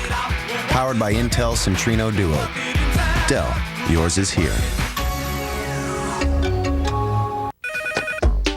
Hello? Mrs. Anderson, this is Mark Brown. I'm from the collections department of... Hi. Listen, I'm sorry I haven't made my payment yet. I'll get it in as soon as I can. Maybe you should call In Charge. They'll work with you and come up with a solution that's right for you. When life hands you a little more than you can manage, call In Charge Debt Solutions. We're a nonprofit company that puts people back in control by helping them manage their debt. We'll stop the collection calls and we'll help lower your interest rates so you'll have one affordable monthly payment. Call In Charge today. Race fans, the NASCAR.com Superstore is your home for the largest selection of officially licensed NASCAR driver gear. With over 10,000 items to choose from. Sport a Jimmy Johnson hat, tailgate with Jeff Gordon chairs, or hang up your very own Dale Earnhardt Jr. flag. The Superstore has everything you need to support your favorite drivers. Check out the latest selections of products and earn valuable NASCAR race points with every purchase. Only at the NASCAR.com Superstore. We need more customers. So, what? Advertise? Ask the ad guru. The first path, Yellow Book. Excellent. Yellow Book. But what about the internet? The second path, yellowbook.com. What if people look on search engines? The third path, trust Yellow Book to place your ad on powerful search engines across the internet. The path begins with Yellow Book. Business is off the charts. Wherever you look, Yellow Book. At Applebee's, we're grilling fresh with Chef Tyler Florence. You know, there's nothing better than food fresh from the grill. And that's what inspired me to create Applebee's new New York strip steak. I start with a perfectly seasoned New York strip and then serve it with steakhouse-style crunchy onion rings. Then add a rich blue cheese salad. It's irresistible. Like that. Now that's eating good in the neighborhood. Grilling fresh with Chef Tyler Florence, only at Applebee's.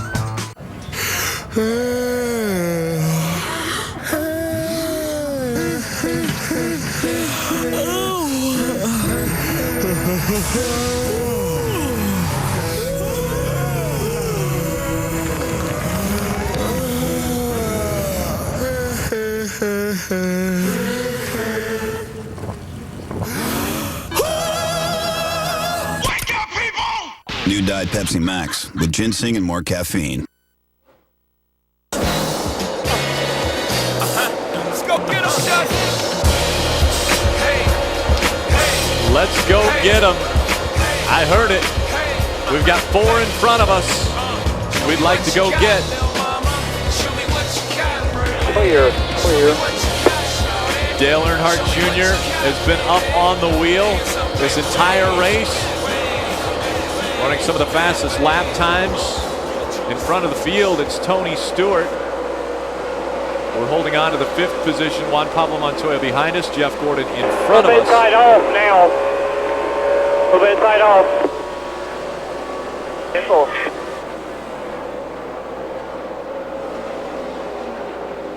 A little bit tied off. The words coming from Dale Earnhardt Jr. to Tony Eury Jr. Close in on a little slower lap traffic here. Jr. will go by Robbie Gordon on the outside.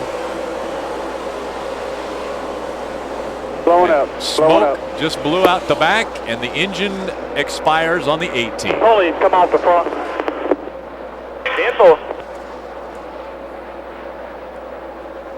Caution is out. Caution is out. I can throw the front of the crank off, the harmonic balance to come off or something. So lost the power steering at the same time. 10-4, good job, bud.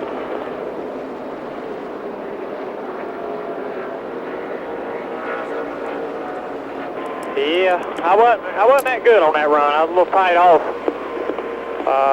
We couldn't really get to the bottom like I'd had before. We lost a little bit in the grip in the front end. That's the first part of the race there.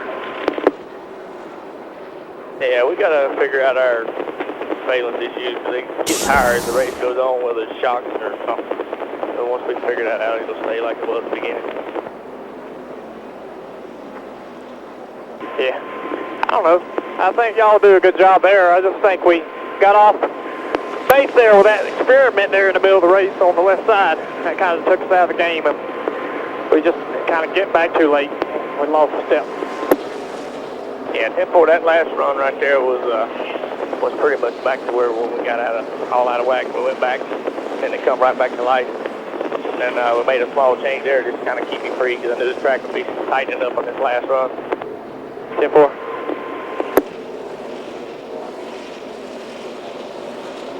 I had a good car, man. You did good. Qualifying practice, a little bit better in the race, and could have had something wrong.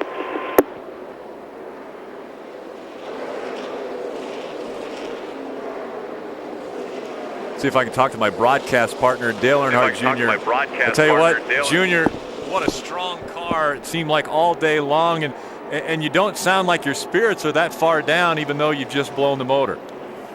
Well, there ain't really much I can do about that motor blowing. They got to build them to where they got to run good, and this one was definitely running good. You're going to have to take some chances every once in a while, and no telling whether it was just a bad part or whatever, but our motors have been really, really good all year. Last thing I want them guys at home to do is to get conservative on me now. I'm looking forward to the rest of the year. We had a pretty good car. I was pretty happy how the car drove, and just, you know, tough luck there with the motor, but we had a good car. We got to be happy about that. You know, you talked earlier today to me, or actually yesterday, when we talked about the different corners around this racetrack, almost like the tunnel turn at Pocono. Well, our next race is going to be Pocono, so do you feel pretty comfortable that you've got maybe some handling issues taken care of so you can head to Pocono and maybe run well?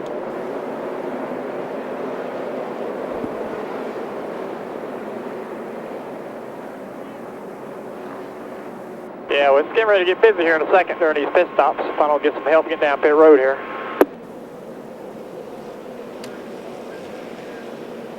And again, Junior on pit road right now. See, the engine blew right when he came out of turn number 4. We're going to let him deal with. It's going to be able to push him down here. Somebody going to make it. Flowers, we ain't going to make it.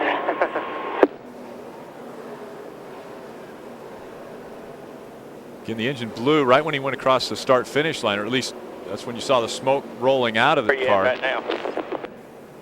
He stopped on pit road, almost in front of where his pit stall was, but he needs to make the hard left turn into the garage, and so he's sitting out on pit road.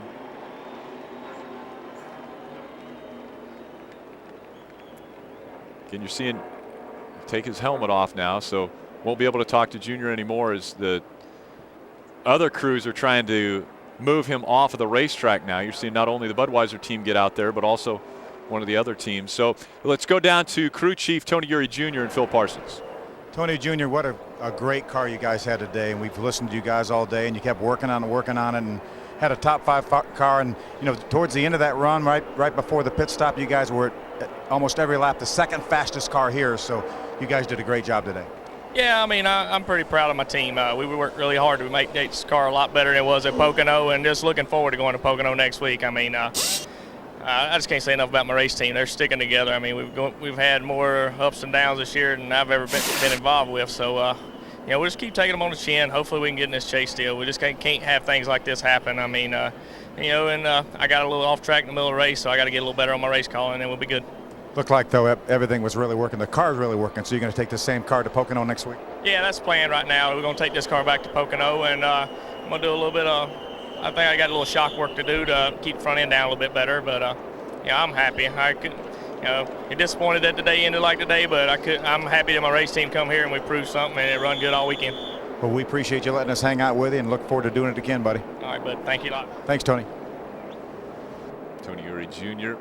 making his way to the garage, as is Dale Earnhardt Jr. still piloting the number 8 as the crew pushes him back into the garage. They'll load that car back up on the hauler. Again, an expired engine with just 24 laps remaining in this race. Now just 22 to go in the race, but the engine going away. Dale Earnhardt Jr. had made it up into the top 5. He was running very competitive laps. Had Jeff Gordon just in front of him. Tony Stewart was very strong today, leading around this racetrack. Those Dale Earnhardt Jr. fans that have tuned in,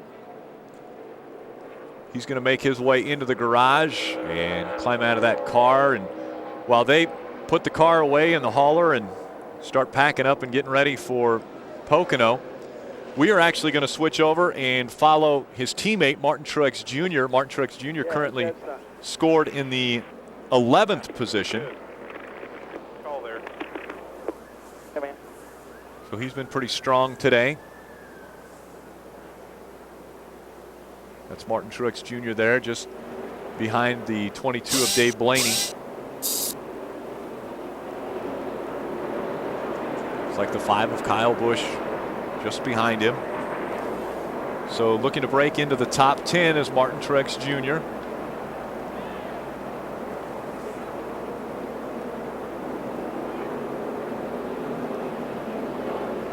Again, coming into this race,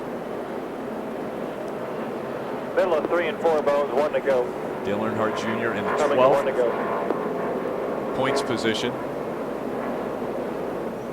Kevin Bono Mannion, crew chief.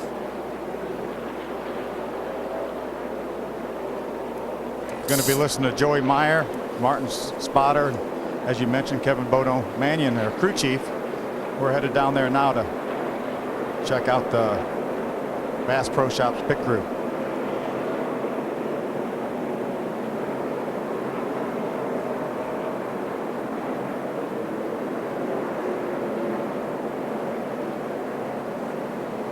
I was actually very surprised that Dale Earnhardt Jr. didn't. Dale Earnhardt Jr. didn't sound more dejected. Obviously, a very disappointing thing to have happen when you run as well as he did, broke into the top 5, and then have an engine expire that close to the end of the race. 21's coming back. He's about 10 back here inside, just off of 1. Yeah, it's frustrating. You want to finish it off with a good finish when you have a good run like that. But you know, that's racing, as they say, and you can't win them all. And I just think this is a team that's had a lot of bad luck this year. They've run extremely well, just like today, but had a lot of bad luck. Texas, they look like they have the dominant car and end up getting taken out in an accident not of their making. And some other places, Martinsville led the most laps. And Infineon Raceway had a good car and had to pit late. He had led 33 laps today, Dale Earnhardt Jr., adding to the laps that he had led previously at this racetrack. Now he's up to 46 laps led at Indianapolis Motor Speedway. Martin Truex Jr.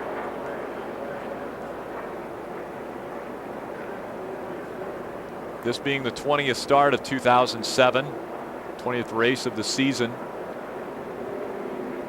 His win coming at Dover back in June. Hearing Joey Meyer let him know it's going to get wild.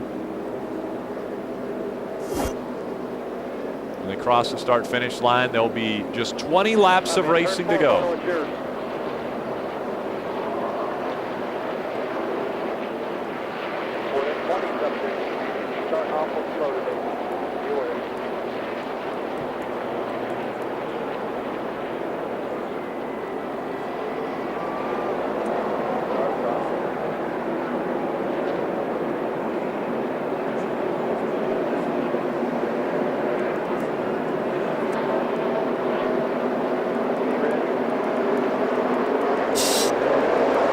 Tony Stewart out in front of the field. Green flag flies. We're currently scored in the 11th position with Martin Truex Jr. Clear either lane. 5 by himself.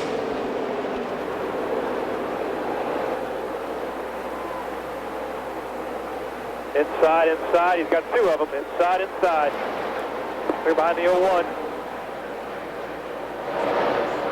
Tried to let him go without screwing out. I couldn't. 17 by himself.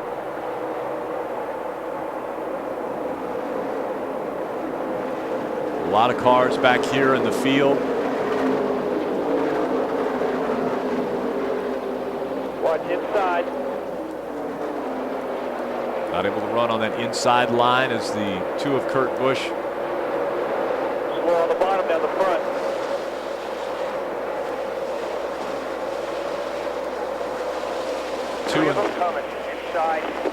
2 and 3 wide as they work their way down the front stretch. 2 in the 99, still there. Inside, you see the mirror, inside the 4, need to get down if you can. Clear low, here you go. Clear, clear. Sorry guys, I couldn't, damn it. I get him back. Doing good, man, keep it up.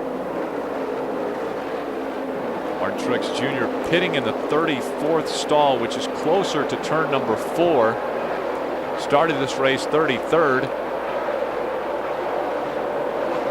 Dropped to the 15th spot now. You just heard him though. He said, I'm going to get him back.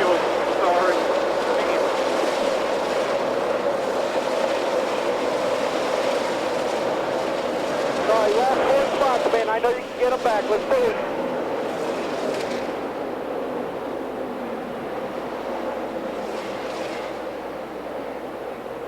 Hey, Rick, remember when I told you that these pits were really, really long? Yeah. They are really, really long. It's a long trek. To go. I'm guessing to go this time. From 17 pit stall to 34 pit stall. Yeah, I am in Martin Truex's pit right now. You heard Martin apologize to the guy that lost a couple spots after that restart, and he said, I'm going to get him back.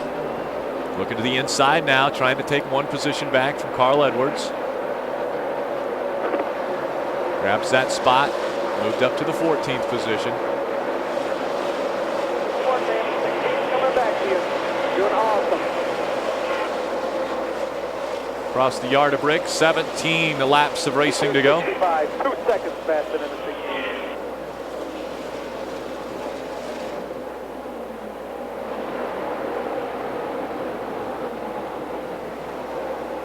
Martin running quite a bit faster than that 16. We should see him slide out. From behind, just do what you have to do here. Go to the inside, try to get by Greg as they come into the corner.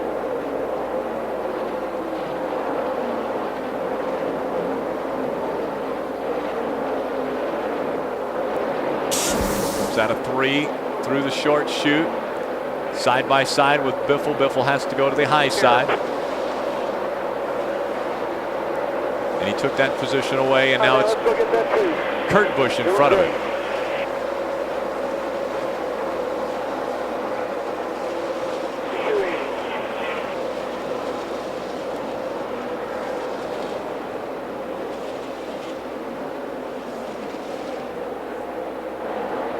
Lap speeds, Kurt Busch 170.21, Martin Truex Jr. 170.24, very close in lap speeds, and now right on the back bumper of Kurt Busch.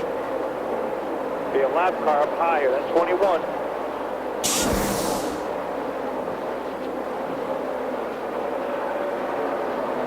Still outside, clear.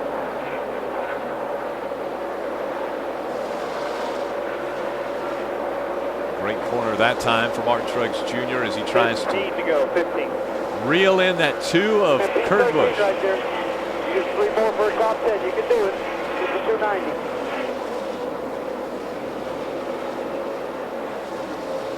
And that is an attainable goal for Martin Truex Jr. to break into the top 10.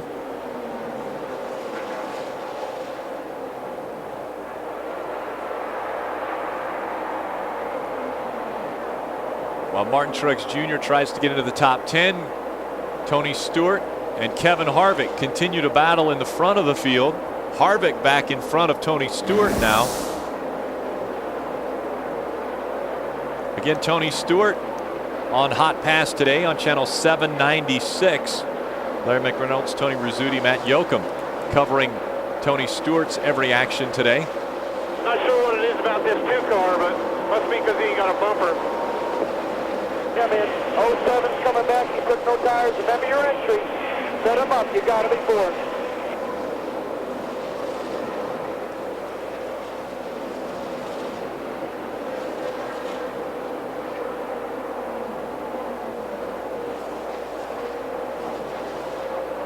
And Martin Truex Jr. again trying to get into the top 10 as we've got just 14 laps of racing remaining.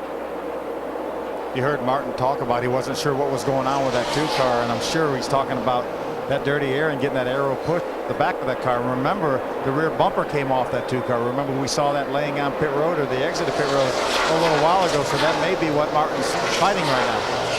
Yeah, we also heard Joey Meyer make the comment that 07 is coming back to him. He didn't take tires. And so Clint Boyer, who's currently being scored in the 11th spot, looks like Kurt Busch is about to overtake that 07, and maybe Martin Truex Jr. can stay right on his back bumper, make the pass at the same time. From behind, man. Keep digging.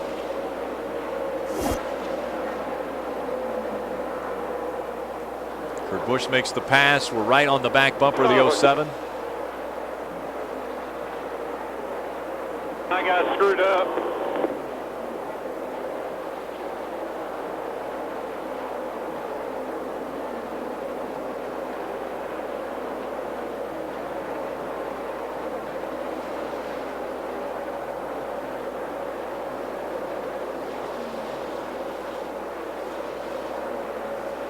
Good run off of turn. All right, man, you'll get him.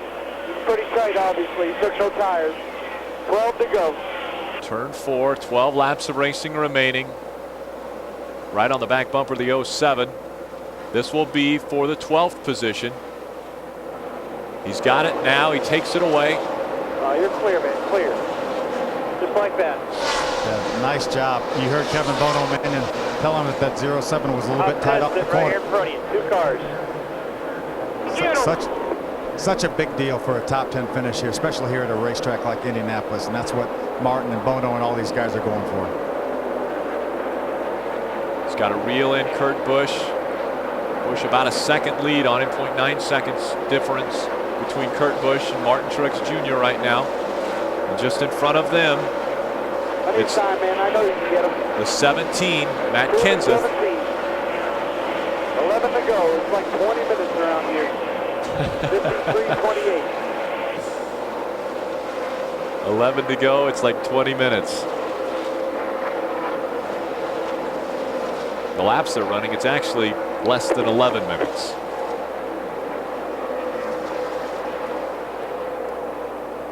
Yeah, I missed turn 1 that lap. I mean, just don't overdrive it, you'll be fine. That's one thing that Dale Jr. told me about this racetrack, Rick. It's so easy to overdrive, and what he means by overdriving is getting in the corners too hard.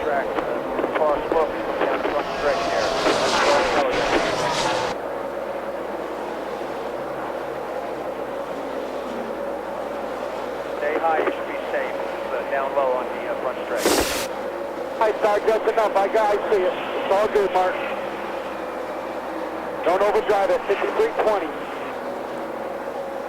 Take a look at the qualifying speeds. Slow on the bottom around the corner here. 180 miles an hour, over 180 miles an hour for Martin Truex Jr. on his qualifying lap, but the last lap just 168.9 miles an hour. Quite a bit slower when they're in race trim as opposed to qualifying trim. And when you get in, mix in with another 42 race cars, obviously your speeds are going to go down. Yeah, and a number of laps on your tires too. So Martin's doing a good job here, and his times are very comparable right now to the fastest cars on the racetrack. Back out in front, it's Kevin Harvick and Tony Stewart battling, and Tony Stewart has taken back over the lead from Harvick. 9 laps of racing to go. Inside of 10 laps, 9 to go. Martin Truex Jr. Just remember your entry. 53-9. 60 in front of you. Martin trying to break into the top 10. To worry about from behind. Talking about a few cars that are coming back to them. Be a good lap.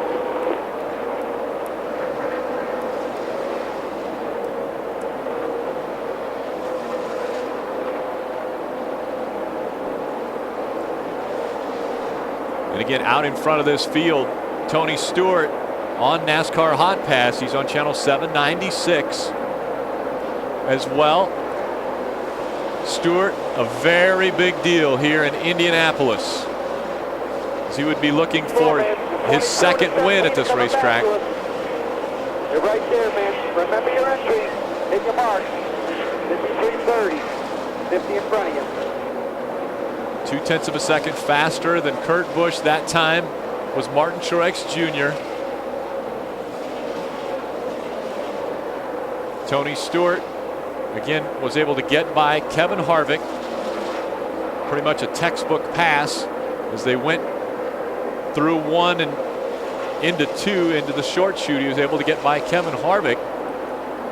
Could be the move of the race for Tony Stewart. We'll look at it as far as how that pass took place. This is coming off of the start-finish lanes right on the back bumper of Kevin Harvick. Has a good roll through the corner, gets on the inside and is able to get inside of Kevin Harvick. Gets right beside him, actually a little contact.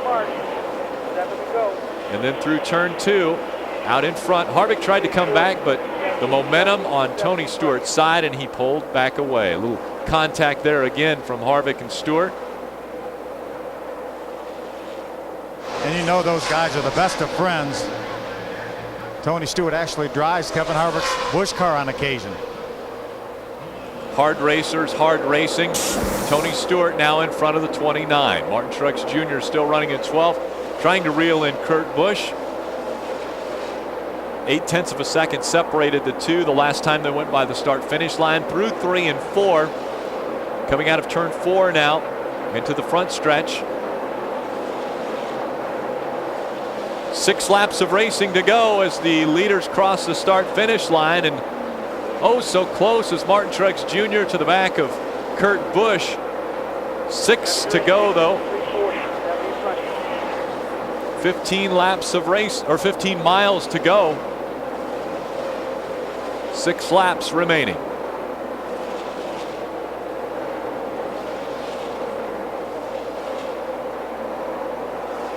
Now Tony Take Stewart. a deep breath down the backstretch. 5 laps to do it. 5 laps to do it this time. Tony Stewart now almost 2 seconds separating he and Kevin Harvick. So Stewart trying to pull away from Kevin Harvick. Martin Truex Jr. still trying to reel in that number 2, and he's closing in on him. When they went by the start-finish line the last time, 0.4 of a second. Let's see how he do this time. We're going to need some more laps. The car's getting better and better, and they're backing up to us. You run an 80. 60, he ran an 80. That time by, the difference between the two, 0.3 of a second. Catching him may be the easy thing. Going by him, the hard part. Yeah, remember, Martin was complaining about the air off the back of that Miller Dodge a few moments ago, or actually about 10 minutes ago. So he may be fighting the same issues once he gets up to the 2 car.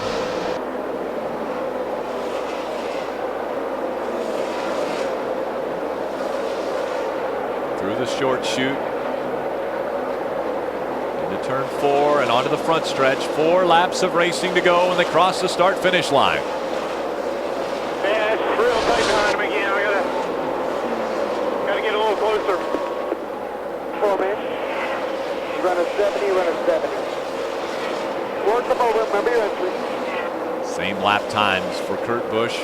Martin Truex Jr. How about that battle for second up on the network broadcast, top right of your screen?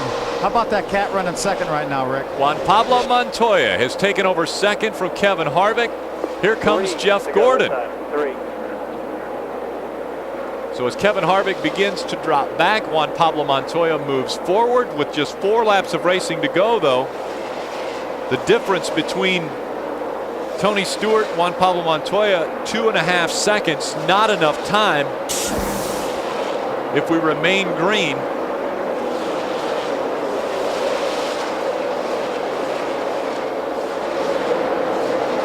what a strong run today again for Jeff Gordon. Jeff Gordon on channel 797 of NASCAR Hot Pass.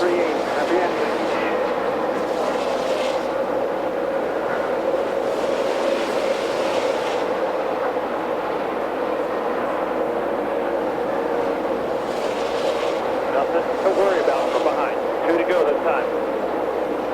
I catch him real fast till I get 2 car lengths and then just plow off. That arrow push situation where he's behind the 2 of Kurt Busch into the dirty air.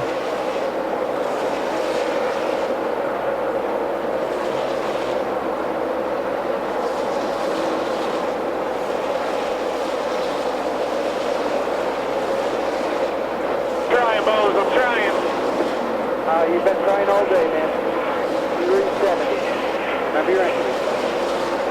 2 laps of racing remain. For Martin Truex Jr. out in front of the field, it's Tony Stewart. He's got a 3-second lead over Juan Pablo Montoya, then Jeff Gordon, Kyle Busch, and Reed Sorensen in the top 5. Currently running in the 12th position is Martin Truex Jr. Just in front of us, Kurt Busch. Way back behind us, the 07 of Clint Boyer. Martin Truex Jr. is looking for a top 10 finish here. Slow on the bottom around the corner. White flag this time. 1 lap of racing remaining. The world center of racing here at Indianapolis Motor Speedway for the Allstate 400 at the Brickyard. White flag in the air. There will not be a green-white checkered finish. If the caution comes out now, it will finish the way they're running. About 2 miles remaining for Martin Truex Jr. A final push to see if he can get by that 2 of Kurt Busch.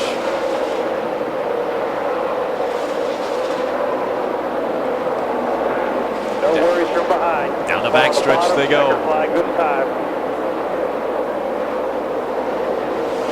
Tony Stewart working his way through turns 3 and 4. The fans, you hear them cheering on. The Indiana native Tony Stewart will cross the start-finish line and win the Allstate 400. Coming out of 4, Kurt Busch will finish just in front of Martin Truex Jr. Here's the checker, water and oil. 220, 250. Sorry about that restart. I should have had you about 8. Should have been up there with that 31 at least. It's my bad. We didn't have the cars. Art took us all afternoon to figure it out, but got pretty decent there at the end. Yeah. Are random. We are random, I believe. We are random, guys. What do you mean by that? Guys. Thanks for sticking with me. What he means by that is Mark, when they say Hotpass would like to talk to you. Oh. Good job today, man. Top 12, we needed that after Chicago. 10-4 Hotpass.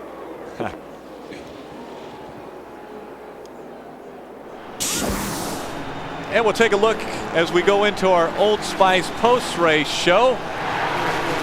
We're going to join in. He just said he actually talked to us a little bit there. Martin Truex Jr., it's Rick Allen up here in the Hotpass booth. Hey, we've been able to ride with you for about the past 20 laps right here at the end of the race. And obviously, not the restart that you were looking for, but a really solid performance today, finishing in 12th. How was the car handling all day? Yeah, the old Bass Pro Chevrolet was a handful there for a while. We got it pretty good at one point and got up there and got caught speeding, obviously. So we lost all our track position, and it's real tough back here in this dirty air. But guys did a good job. We got it much better there than the last 2 runs. Just had a little trouble getting going on them starts, especially when there was guys behind me with 4 tires. And you get on the outside here, and it's hard to get going. So, but overall, great day. Glad you could tag along. It kind of sucks what happened to Junior, but you'll have that stuff. So I appreciate it. Much better than last week. Yeah, hey, buddy. Thanks again for letting us join here. What do you think about Indianapolis? I mean, you got to enjoy running here at the World Center of Racing. I enjoy it a lot. It's a real challenge. It was one of the most challenging tracks we come to, I think. So, like I said, the guys did a good job today. We just had too many hiccups. I got caught speeding on pit road, and that was my fault, and apologize for that. But in restarts, got to get up on the wheel a little bit better. I didn't do a good job today, so we'll go get them next week. We're looking forward to Pocono. We ran real awesome there last time. All right, buddy, you can climb out of there. I know you got the random pick, but good job today. Appreciate it, guys. Thank you. And let's head down to the pit box, and Kevin Bono Mannion standing by with Phil Parsons. I am with Bono. And Bono, we came to you guys late, but I know you guys looked awfully strong up early on, and then Martin talked about the pit road speeding penalty, and then you just have to start doing some crazy things to try to get the track position back, don't you? Yeah, 2 tires, no tires, gas only. You know, we short pitted there, and that really goofed us up on our fuel mileage for the end of the race. But the amount of cautions we were having today, we knew we were going to have another one and have an opportunity to come and get tires again, and that's what happened. So, we got almost our top 10 out of it. That's what we were looking for today, a good solid top 10. And we finally did get the car really good again towards the end of the race. That one wreck, we wrecked the fender and the balance. We had to come in and put the fender brakes back on. So we were behind a lot today. So to come out here with a 12th was really important. As Rick was talking about to Martin, you guys got to be excited about going back to Pocono. If that thing doesn't get rain shortened, you guys have the best car, and you're headed towards the front in that race. Yeah, I think we were. A lot like Indy, Pocono. So we're going to take the same car. It's been our favorite car here as of late. We got one more just like it at the shop if we need it, but just do a little repair in the left front fender and the valance and turn around, get ready for Pocono. We appreciate you letting us eavesdrop here the last 20 or 30 laps. And I'll tell you, it wasn't a bad point day, though. Good top 12 finish. Yeah, you hate anyone's misfortune. The motor shop's been working awful hard. We got a lot of power right now. Not sure what happened to Junior's motor, but I'm sure we'll get it together and get it figured out. And, it was a good points today, Phil, and it is pretty cool. I hate to smile about other people's misfortune, but if we do our job and run good, we're not going to have to worry about what other people, their misfortune. So looking forward to Pocono, and it was kind of cool to tag on with you guys. This is a lot of fun, so look forward to seeing you in Pocono. We enjoyed having you as one of our Hotpass cars a few weeks ago, and look forward to having you guys again. And again, we appreciate it, and good luck next week. All right, Phil, thanks. And so as they continue to wrap up, they were randomly chosen. So normally they take the top 5 and they tear those down in inspection, and then they randomly choose a few different cars. And actually what happened there was Martin Truex Jr.'s number 1 was chosen. We want to give the king of the crew to 2 different people on the crew of the number 8 team, Brian Hootie Chase, the Jackman, and Sean Ward, the front tire carrier, who continually worked on that front valance to make sure that it was pulled out far enough. So our kings of the crew today go to Hootie and Sean Ward. What a amazing day here at Indianapolis Motor Speedway as the Home Depot Chevrolet team begins to climb the fence. Take a look at our Shell made to move moment of the race. That final pit stop for Dale Earnhardt Jr., 13 seconds flat. What an amazing job by the Budweiser Chevrolet team. And it didn't help, though, that with about 25 laps of racing remaining, the engine expired. Our standings, we take a look through 20 races. Dale Earnhardt Jr. still in the top 12. Martin Truex Jr. in 11th, just in front of him. So a good day in the points for Martin Truex Jr., and it didn't hurt too bad as Dale Earnhardt Jr. ends up in the 34th position unofficially, and he will still be in the 12th position in the points. We really want to thank Dale Earnhardt Incorporated for allowing us to ride shotgun with not only Dale Earnhardt Jr., but also with Martin Truex Jr. Next week at the Pennsylvania 500 at Pocono Raceway, here will be your Hotpass Hot Shots. Jeff Burton, Denny Hamlin, who's won there twice, Jeff Gordon, Ryan Newman, Carl Edwards. It will be a very big day 1 week from today when we go to Pocono Raceway in Long Pond, Pennsylvania for the Pennsylvania 500. For all of us here at DirecTV on NASCAR Hot Pass, we want to say thank you very much for sticking with us, and we'll see you in Pennsylvania. Next week, the boys return to Pocono, and NASCAR Hot Pass puts you right where you want to be. The green is out at Pocono. Ride along with 2-time Pocono champ Denny Hamlin, points leader Jeff Gordon, Carl Edwards, Jeff Burton, and Ryan Newman to see who will find their groove and take the top spot in victory lane. It's all next week on NASCAR Hot Pass.